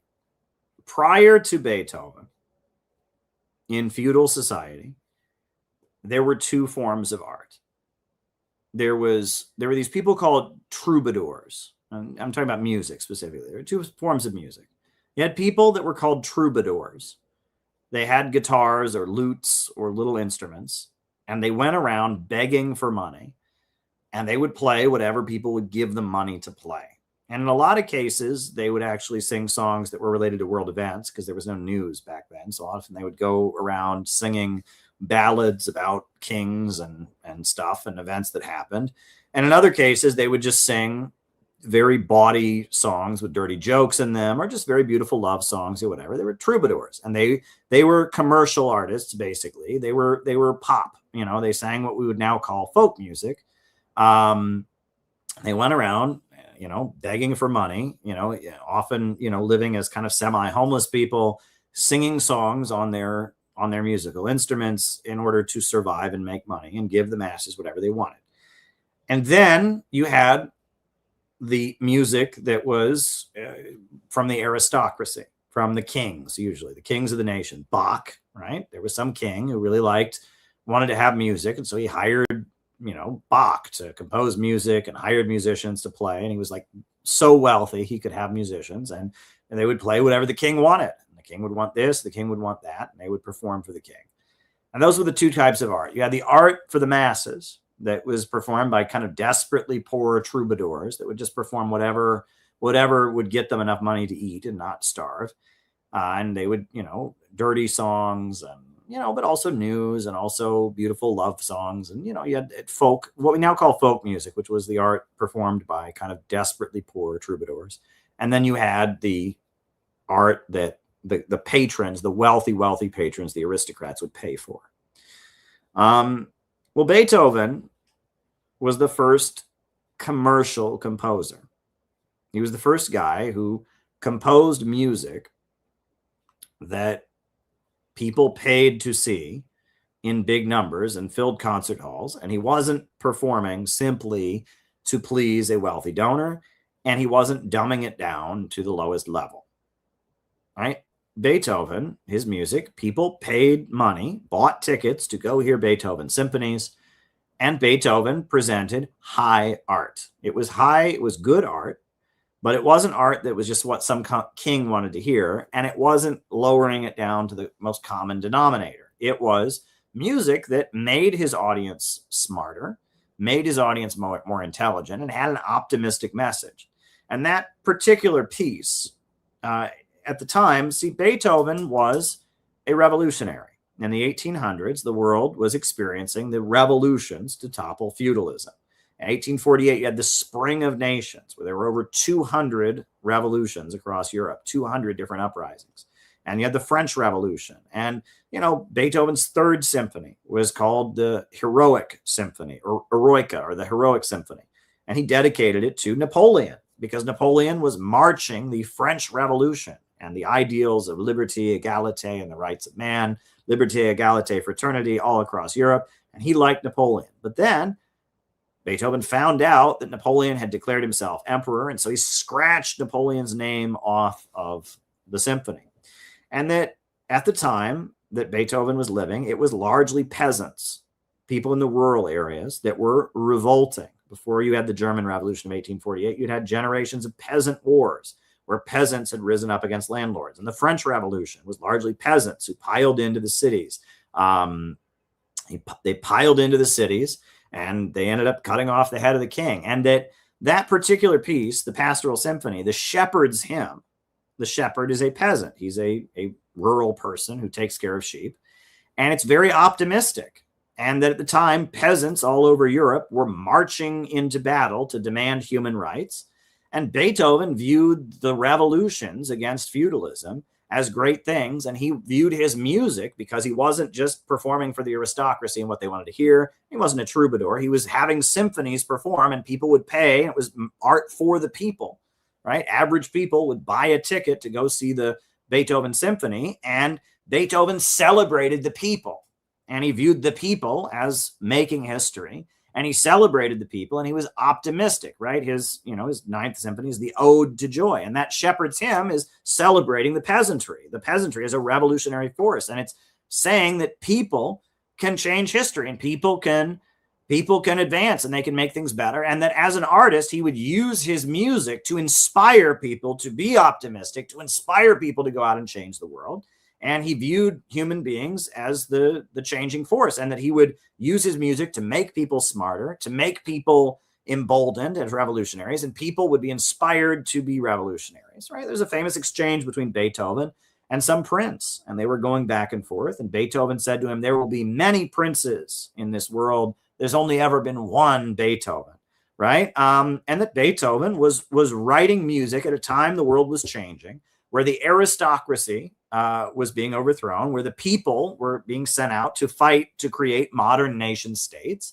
And Beethoven loved the people and saw the people as great in advancing human history. And he created music that was about inspiring the optimism of the age, right?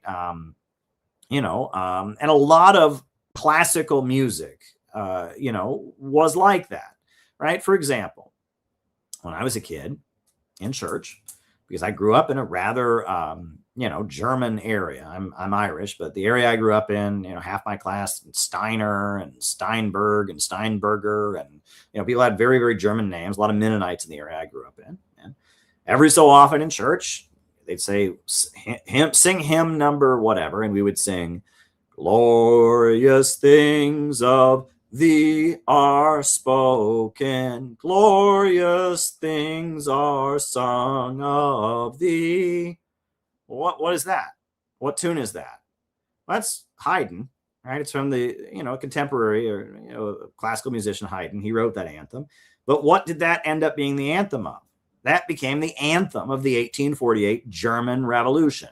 Deutschland, Deutschland, über alles, Deutschland über all das Welt. It's illegal to sing those lyrics in Germany today because that was the national anthem of the Third Reich. It was just the German national anthem. But in 1848, there was no Germany. There wasn't. There was no Germany. There were a bunch of different feudal kingdoms and principalities. There was no Germany. In 1848, the peasants got their pitchforks and their muskets, and they rose up against all the local kings, and they wanted to create a German nation state that would have an elected government, a republic, and it would serve the German people. And they wanted to overthrow the aristocracy. And so the rallying cry of creating a German nation, German nationalism, was a revolutionary peasant movement against feudalism. And they marched into battle singing Deutschland, Deutschland, über alles, right? And that was, it wasn't Beethoven, that was Haydn, but it was classical music, and it was optimistic, and it was the peasantry going out and fighting. And that was kind of the spirit of the age. Now, and even today, right? The European Union has what the anthem of the European Union is? It's to the tune of Ode to Joy. Dun dun dun dun dun dun dun dun dun dun dun dun dun dun dun. Yeah, that's the anthem of the European Union, and that when people were being pushed into politics, when the emerging capitalist class was trying to overthrow feudalism, it wanted to bring people into politics and inspire them to take political action. That's the music that Beethoven comes out of. And the reason that I'm bringing this up is because we've come full circle. As I said, under feudalism, there were two types of art. There was art that was crass and dumbed down for the masses to make money, and there was high art that was paid for by some king or noble. That's where we're at now, right? And there's a great article that came out a few years ago, How the CIA Ruined Literature, right? It used to be, in the 1930s, millions of Americans read John Steinbeck. Millions of Americans read John Steinbeck. Now they don't. Now people don't read stuff like that anymore. Now in literature, there are two types of literature. There are books that people go to college to learn are smart. Books that are read by people who've gone to college and literature professors that nobody else reads. And that's paid for usually by big foundations and college departments, etc. Smart literature that nobody reads. And then there's Twilight and Harry Potter and 50 Shades of Grey. And, what else? The Girl with the Dragon Tattoo. And, there's the stuff that everybody reads. That is pulp. There's pulp. And there's high art that is not commercial. And that's the way the arts have generally become. You have the Hollywood superhero movie that's just to make money. And then you have the smart movie that they show on PBS that no one really likes, but people go to college and they learn, oh, it's so smart. We're going to we're back at where we were before Beethoven. There's not high art for the masses. There's not art that is aimed at everybody, that is about inspiring them and making them smarter. We don't have that in our time. We have pulp, which is dumbed down crap that's designed to make money. And we have high art that's, brought to you by the CIA. And it's brought to you by the aristocracy, the Eastern establishment, the big foundations. They pay some artist to write his new experimental novel about why there is no real truth and pessimism. There is slop for the masses, and there is slop paid for by the ultra rich that we have to pretend is smart, right? And that, they have classical music nowadays, but most people will never go to a classical music concert in their lives. And it's atonal and experimental, and it makes people feel like shit. But if you go to college for 8 years and you get your PhD in music history, you'll know that atonal music is just it's the most amazing thing you've ever heard. It's just so smart. Right. And nobody listens to it, but a group of people who've, spent thousands of dollars to go to college to learn how smart it is. They love it. And then there's slop for the masses, right? That's very bad and crass and whatever. It's just whatever they think will make them money. Well, there's not high art for the masses. That's what's missing in our time. And capitalism has got us right back in terms of art where we were in feudalism, right? What Beethoven was to music, Shakespeare was to theater, right? In before Shakespeare, you had plays that were violent and pornographic. You had little puppet shows people did on the street corner just to make money. And then the king might hire a band of players to perform his life story that everyone could watch as like an ego boost or something. But Shakespeare, right? They had that Globe Theater in London, and it was art for the masses of people. And people paid money to go into the Globe and watch Hamlet or watch, Romeo and Juliet or watch, Midsummer Night's Dream.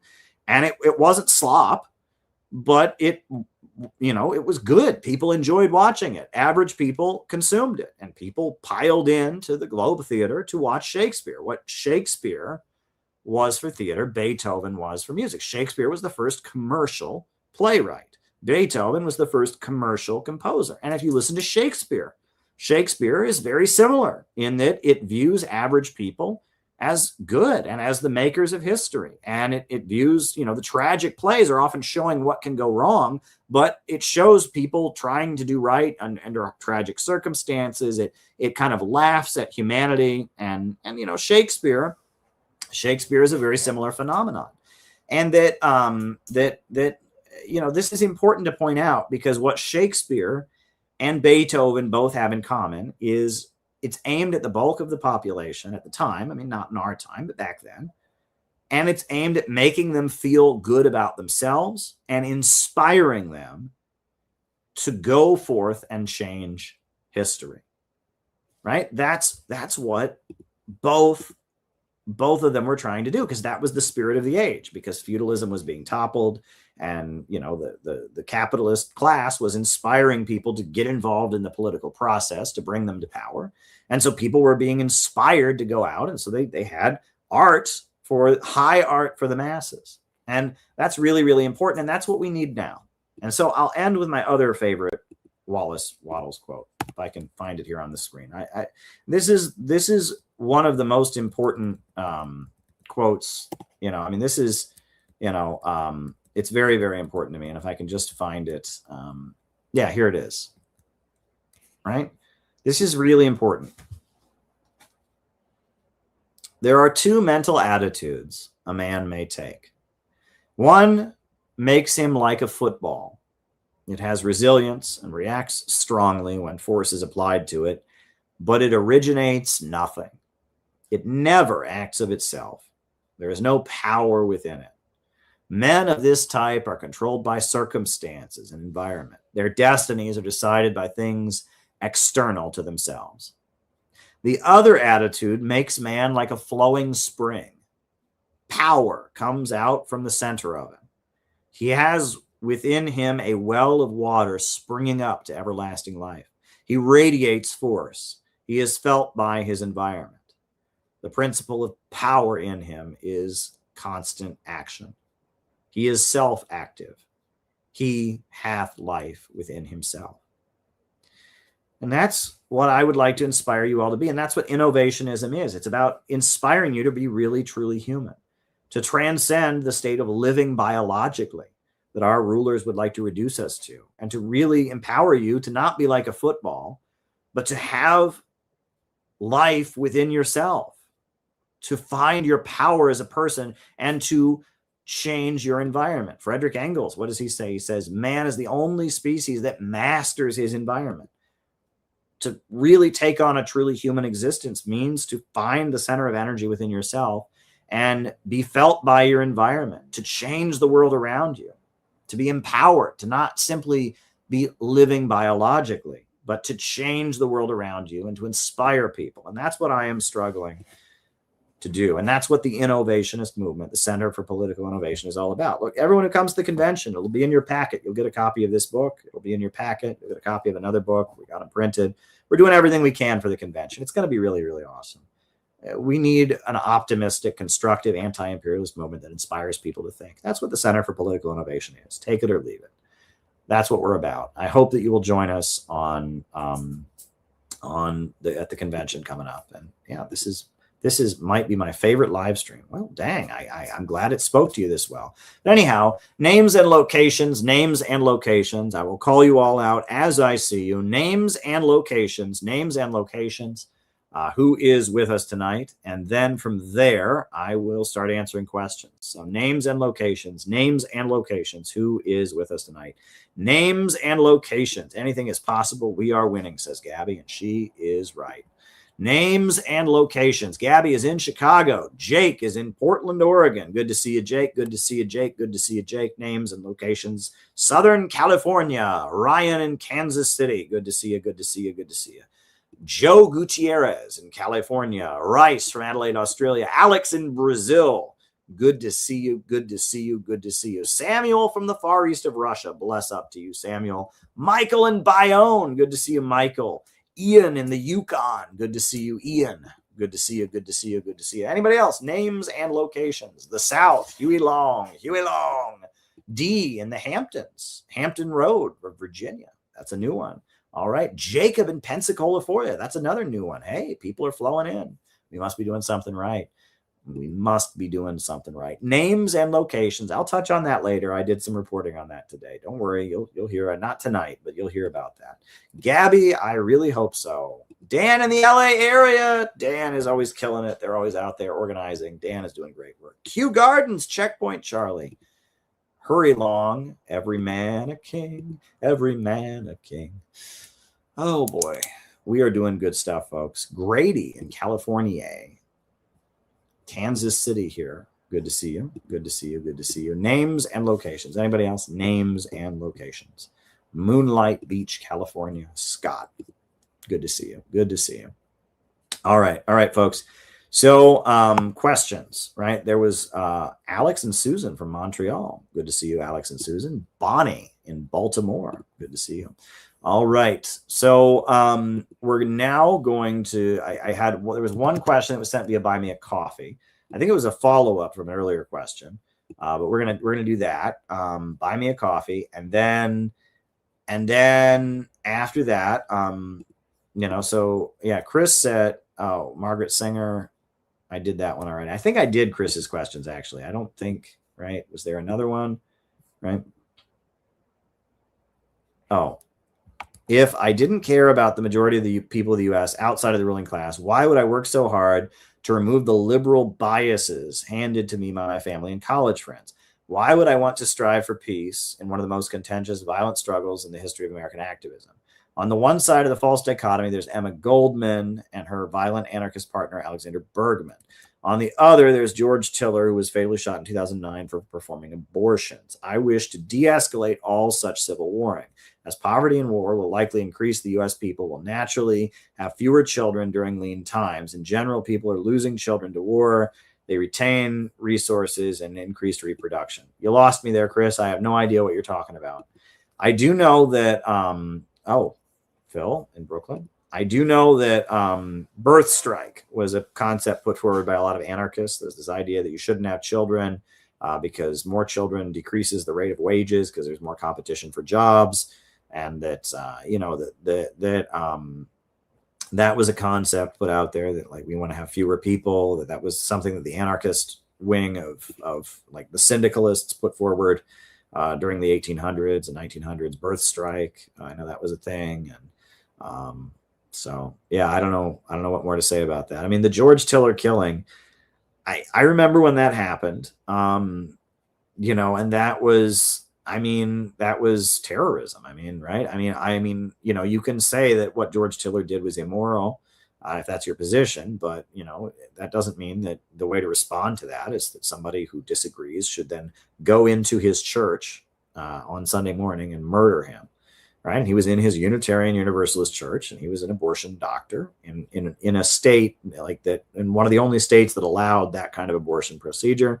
And he was there every Sunday, and I guess this guy had gone to that church multiple times to make sure to like scope the scene. And then that guy was in the church, and one day he was in the church and he murdered him. And that's terrorism. I mean, that's terrorism. I mean, that's, you murder somebody in their house of worship. And what was particularly crazy was, I mean, the guy who did it was obviously a religious fanatic. He was what he called a convert to what they call Messianic Judaism, meaning he was a Christian, but he was following all the Old Testament rules, trying to live kind of like an Orthodox Jew, even though he wasn't of Jewish descent. And he was a fanatical evangelical who had converted to like a hardcore form of Christian Zionism, where they try to follow the Old Testament rules. And he was a huge supporter of Israel, and he was very anti-abortion. He thought abortion was murder. And then I guess he murdered George Tiller. And again, what George Tiller did for a living shouldn't be a factor in whether or not you approve of that kind of thing, right? Do we want to have the kind of society where if someone engages in something legal that we don't agree with, people just go and murder them? No. And I mean that incident was very interesting, and it shows how dangerous rhetoric can be, right? Obviously. Well, anyway, there's a whole nother thing. I mean, it's an example of cancel culture kind of gone mad. Look, before they canceled people on the internet, Fox News canceled people. Right? And I remember this. It was cancel culture on the internet wasn't really a thing until like the Obama years. But before Facebook and Twitter, for a while during Bush's term, Fox News would find some random teacher somewhere who said something anti-war, left-wing, and they would put their face on the screen and incite all their viewers. And it would these people would get terrorized. The schools would all get letters threatening them. And like Ward Churchill was a target of this, the Native American scholar.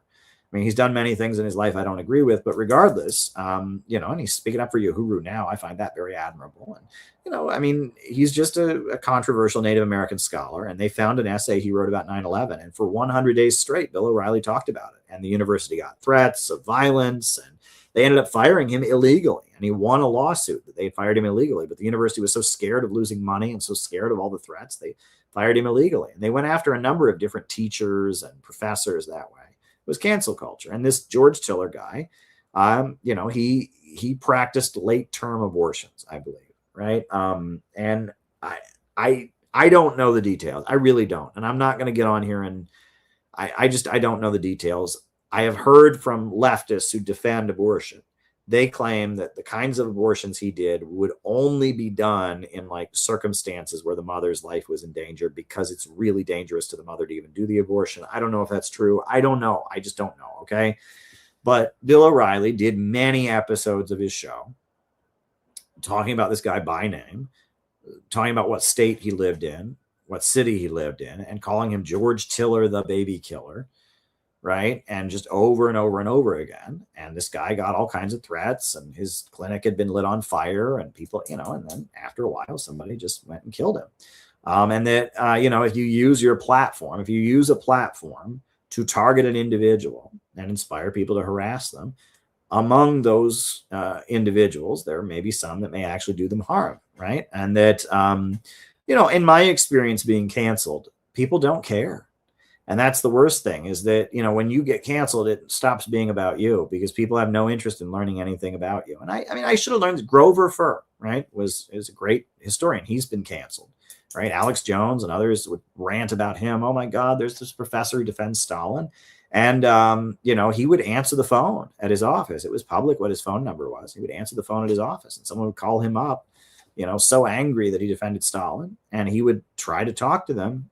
And in some cases, he could actually get the person to calm down a little bit, but, often the people, they don't really care about him. It was like they were getting their anger out. They were fighting with some caricature in their head. And when I was being canceled, I would say to people, I don't believe that. They'd say, you hate trans people. I said, no, I don't. I'd say, they'd say, you're a white nationalist. I'd say, no, I am not.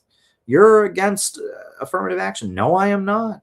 You think police brutality isn't real? No, I don't. In fact, I protested police brutality long before Black Lives Matter was ever tweeted. And people would come at me with telling me my position on issues that was not my position. And they didn't care. It was like they had just decided, I need you to be the target. I need you to be the target. And that's one of the worst things about cancel culture is you stop being, who you are and what you actually do and what you actually believe stops mattering to the people who are angry at you, right? They just see you as a way to get your anger out. I had a roommate years ago. I don't know if I should tell this story. I'm actually not going to tell this story. Long story short, I had a roommate years ago who was very triggered by a news story, and he became obsessed with it. I don't think he ever went after the person in it. I hope not. I mean, this guy, who knows, but I don't think he ever did. But I learned through talking to him, he wasn't really mad at the person in the story. The person in the story was the stand-in for somebody else he was really, really mad at. And, it was like, I remember talking to him, like, you're not really mad at this person, are you? And that people do that. People do that a lot, right? And the internet cancel culture or Fox News cancel culture, in a lot of cases, the people doing it don't really care about the people they're targeting.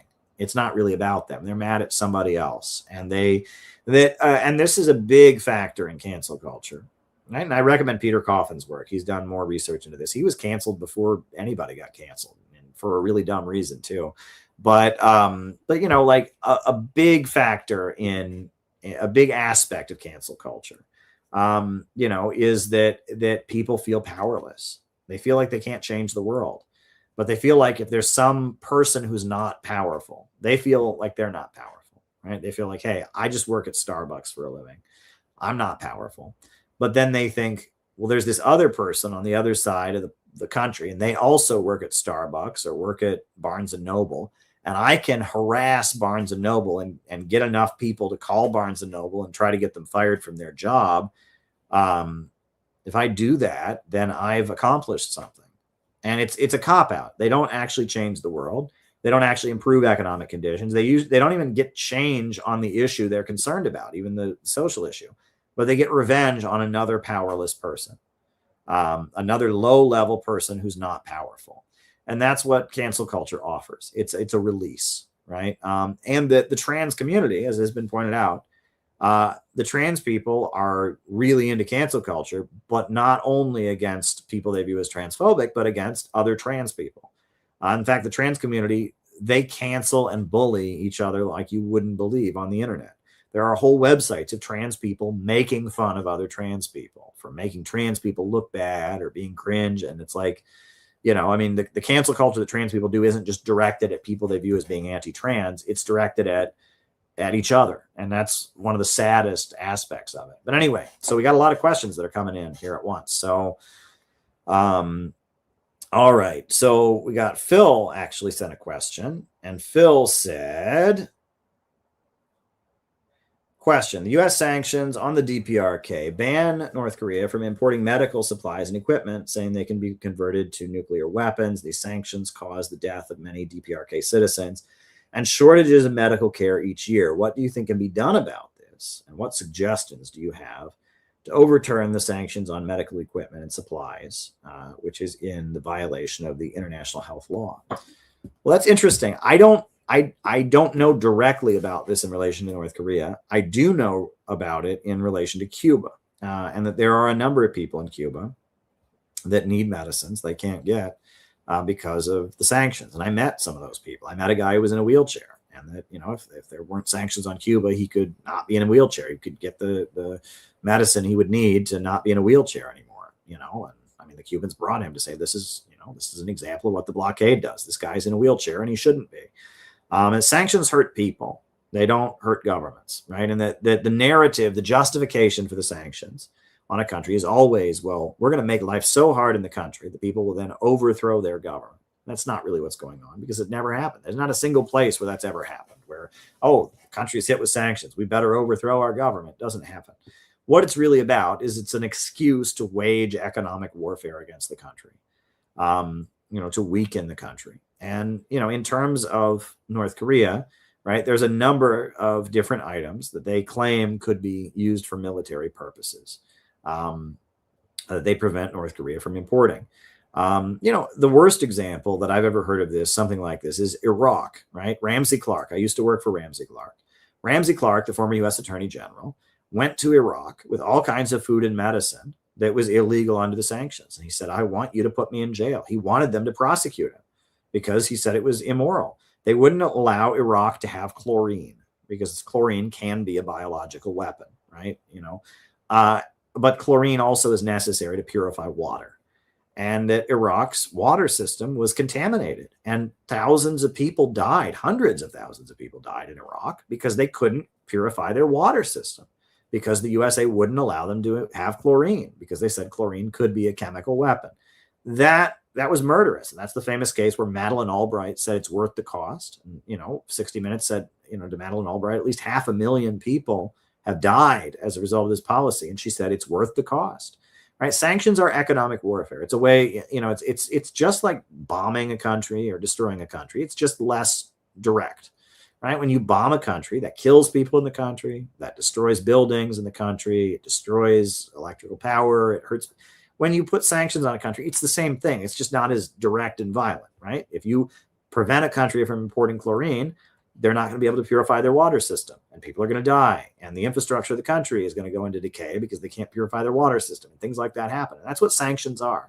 Sanctions, it's this fancy word. The word sanction it's a fancy legal term for punish, right? It's like, an employee does something, well, I'm sanctioning him. Well, sanctions, it's economic warfare, right? But it sounds all nice and dignified. Sounds all nice and dignified. I am against sanctions. They're economic warfare. And they're actually a violation of the UN Charter, unilateral sanctions. The UN can impose sanctions on countries, nobody else, but the United States does. That's actually a violation of international law. So, yeah, we need trade with North Korea. And no other organization in America is as vocally pro-North Korea as CPI. We were out in front of the inauguration with Trump and Kim shaking hands. We go out and educate people with the Kim Il-sung books. We have the Juche ideology. Juche study groups. We are like the most visible pro-North Korea people in America. So there you go. All right. So thank you for that good question, Phil. So then there's a question from Gabby. Gabby said, what are your thoughts on mental health in today's society? It seems like in some cases, people use mental health as a reason to limit themselves, working to overcome fears and challenges. I also have concerns about how quickly medication is prescribed and whether psychiatry relies too heavily on it. I respect that medication generally helps people, but I wonder if we become too dependent on it. Do you think Western culture sometimes encourages a victim mindset, or am I looking at it the wrong way? As a person of faith, I also wonder how this faith fits with trusting God and with still taking mental health seriously. There's a lot there, and I don't want to speak with generalizations. And also, I'm not a doctor, all right? So if anyone's hearing this, do not interpret anything I'm saying as mental health advice or something like that. I'm just speaking about what I know as a dude, okay? So, please do not go and make a mental health decision and say, well, Caleb said, don't do that. I'm not qualified to tell you that. I can speak as a person. That's all I can do. My belief is that one of the biggest problems in the mental health field in the West is that mental health has stopped being about helping people to say, I can. And instead, it's become about helping people to say I can't and encouraging people to say I can't. The idea behind mental health is that somebody, because of their depression, because of their anxiety, because of whatever, they can't have a job, they can't maintain healthy relationships, that there's something that their mental health is preventing them from doing. So the theory behind good mental health is that we're supposed to fix that and get them to be able to say I can. A lot of mental health now is about helping you discover that you actually can't so that we can sell you something. And that something is pills. That something is new elaborate treatments that involve hypnosis and bright lights. That something is a therapy dog. That something is something. And that there's, that because it's so tied in with money, right? A lot of what I see in young people that are caught up in the mental health world is that, the doctor isn't wanting them to get better. The doctor is wanting them to get them on medications. and get them on more medications. And that's a problem. Now, it's not, don't like not take your medicine because I said this. I'm not qualified to tell you that. I'm just telling you based on what it looks like to me, right, is that the mental health field in America is not about helping people to be functional. It's about helping people learn over time to be more and more dysfunctional and to require more and more things that they have to pay for. That said, and another thing that's been pointed out, it's something like 1 in 5 people are on antidepressants. If that many people are what we would call depressed to the point that they need depressants, we're not dealing with a problem of biology that individuals have. We're dealing with a society-wide problem. Many people have said that. It's a very common observation to make. If the rate of quote unquote depression in our country is what it is, this isn't a biological problem, right? This is a society-wide problem. And there's a lot of things like that. The other thing is that the most important thing in mental health is relationships, right? And that a lot of negative mental health things are related to the way we see other people, the way we interact with other people, etc. And if you just give somebody a pill, you're not helping that. And in some cases, I've observed, the pill makes the person even less relatable because they're on drugs. They're less attentive to other people and all of that. And that the worst thing that a person can do if they're having a mental health issue is to isolate, is to just cut themselves off, right? That the School of Mental Health anyway, there was a School of Mental Health that I became very close to at one point in my young adult life that, was everything they did correct? No, but it helped me in a lot of ways. And that School of Mental Health teaching, I was like transcribing a book for a group of psychologists at one point. And they were from the psychoanalytic tradition, and I was hearing their perspective. One thing that they said that I do think is absolutely correct is that the key to better mental health is involvement, working with other people. Isolation is the root of many of the problems, and connecting with other people, working with other people, having relationships with other people is one of the most important things to maintain healthy mental health, right? It's not easy, right? And that's kind of the definition of mental health, is that you don't work well with others, right? Your ability to work with others is tainted by your depression, by your anxiety, by your this or that. But the more you work with other people, the healthier you will get, right? And that schizophrenic folks and people that become full-on psychotic, they fully isolate, right? And it's like, when I see homeless people on the street, I used to go out and interview people on the street a lot. You do vox pops, where you just talk to random people on the street. You never want to interview a homeless person because they can't communicate with you. They're in their own world. You ask them, hey, what do you think of President Trump and his policies? And they say, I got to pee really bad because the trains in China are so fast. And you say, yeah, but what does that have to do with Trump and his policies? And they get angry. I told you I have to pee really bad because the trains in China are really fast. And that's why Marvel Superman and tacos for lunch. And you're like, what does that mean? It meant something to them. They're so cut off from reality. In their head, what they said made perfect sense. And they're just so isolated. They're in their own little world. That makes sense to them. And they're actually quite angry with you if you say, what does that mean? Because it's like, how could you not know what that means? That just makes perfect sense in their head. They're in their own little world. They're completely isolated. Psychosis is isolation, right? If you see a crazy person talking to themselves, it's not just they're seeing people that are not there. They're not seeing you. That's the main thing. In order to see people that are not there, you have to also not see the people that are there. And that's what psychosis a lot of times is. And that the healthiest people are the ones that are the most connected to other people, the ones who are most aware of other people's feelings, that understand other people's motivations, that have empathy for other people, that can understand other people's perspectives. That's kind of the definition of mental health.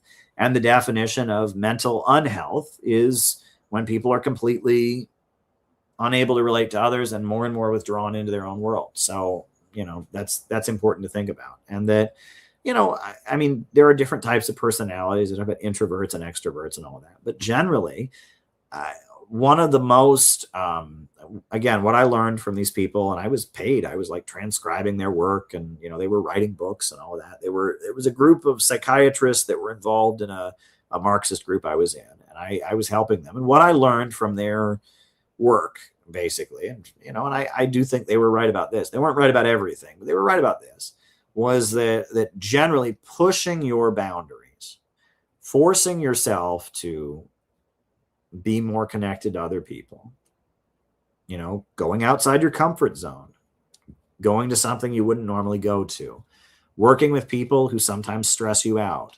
That is the road to being a healthier person. And the road to being an unhealthy person is isolation. I think that's true. I think that's absolutely true. And that the pill pushing doesn't necessarily help that, because a lot of times the pills they give people make people isolate. So that's my 2 cents. Take from that what you will. Again, I'm not qualified to be giving advice. No one should make any medical decision or anything based on anything I say. I'm just telling you how I see it as a person. All right. Hempcar said, here and then here, internet of buying nano things. These are health implications. What?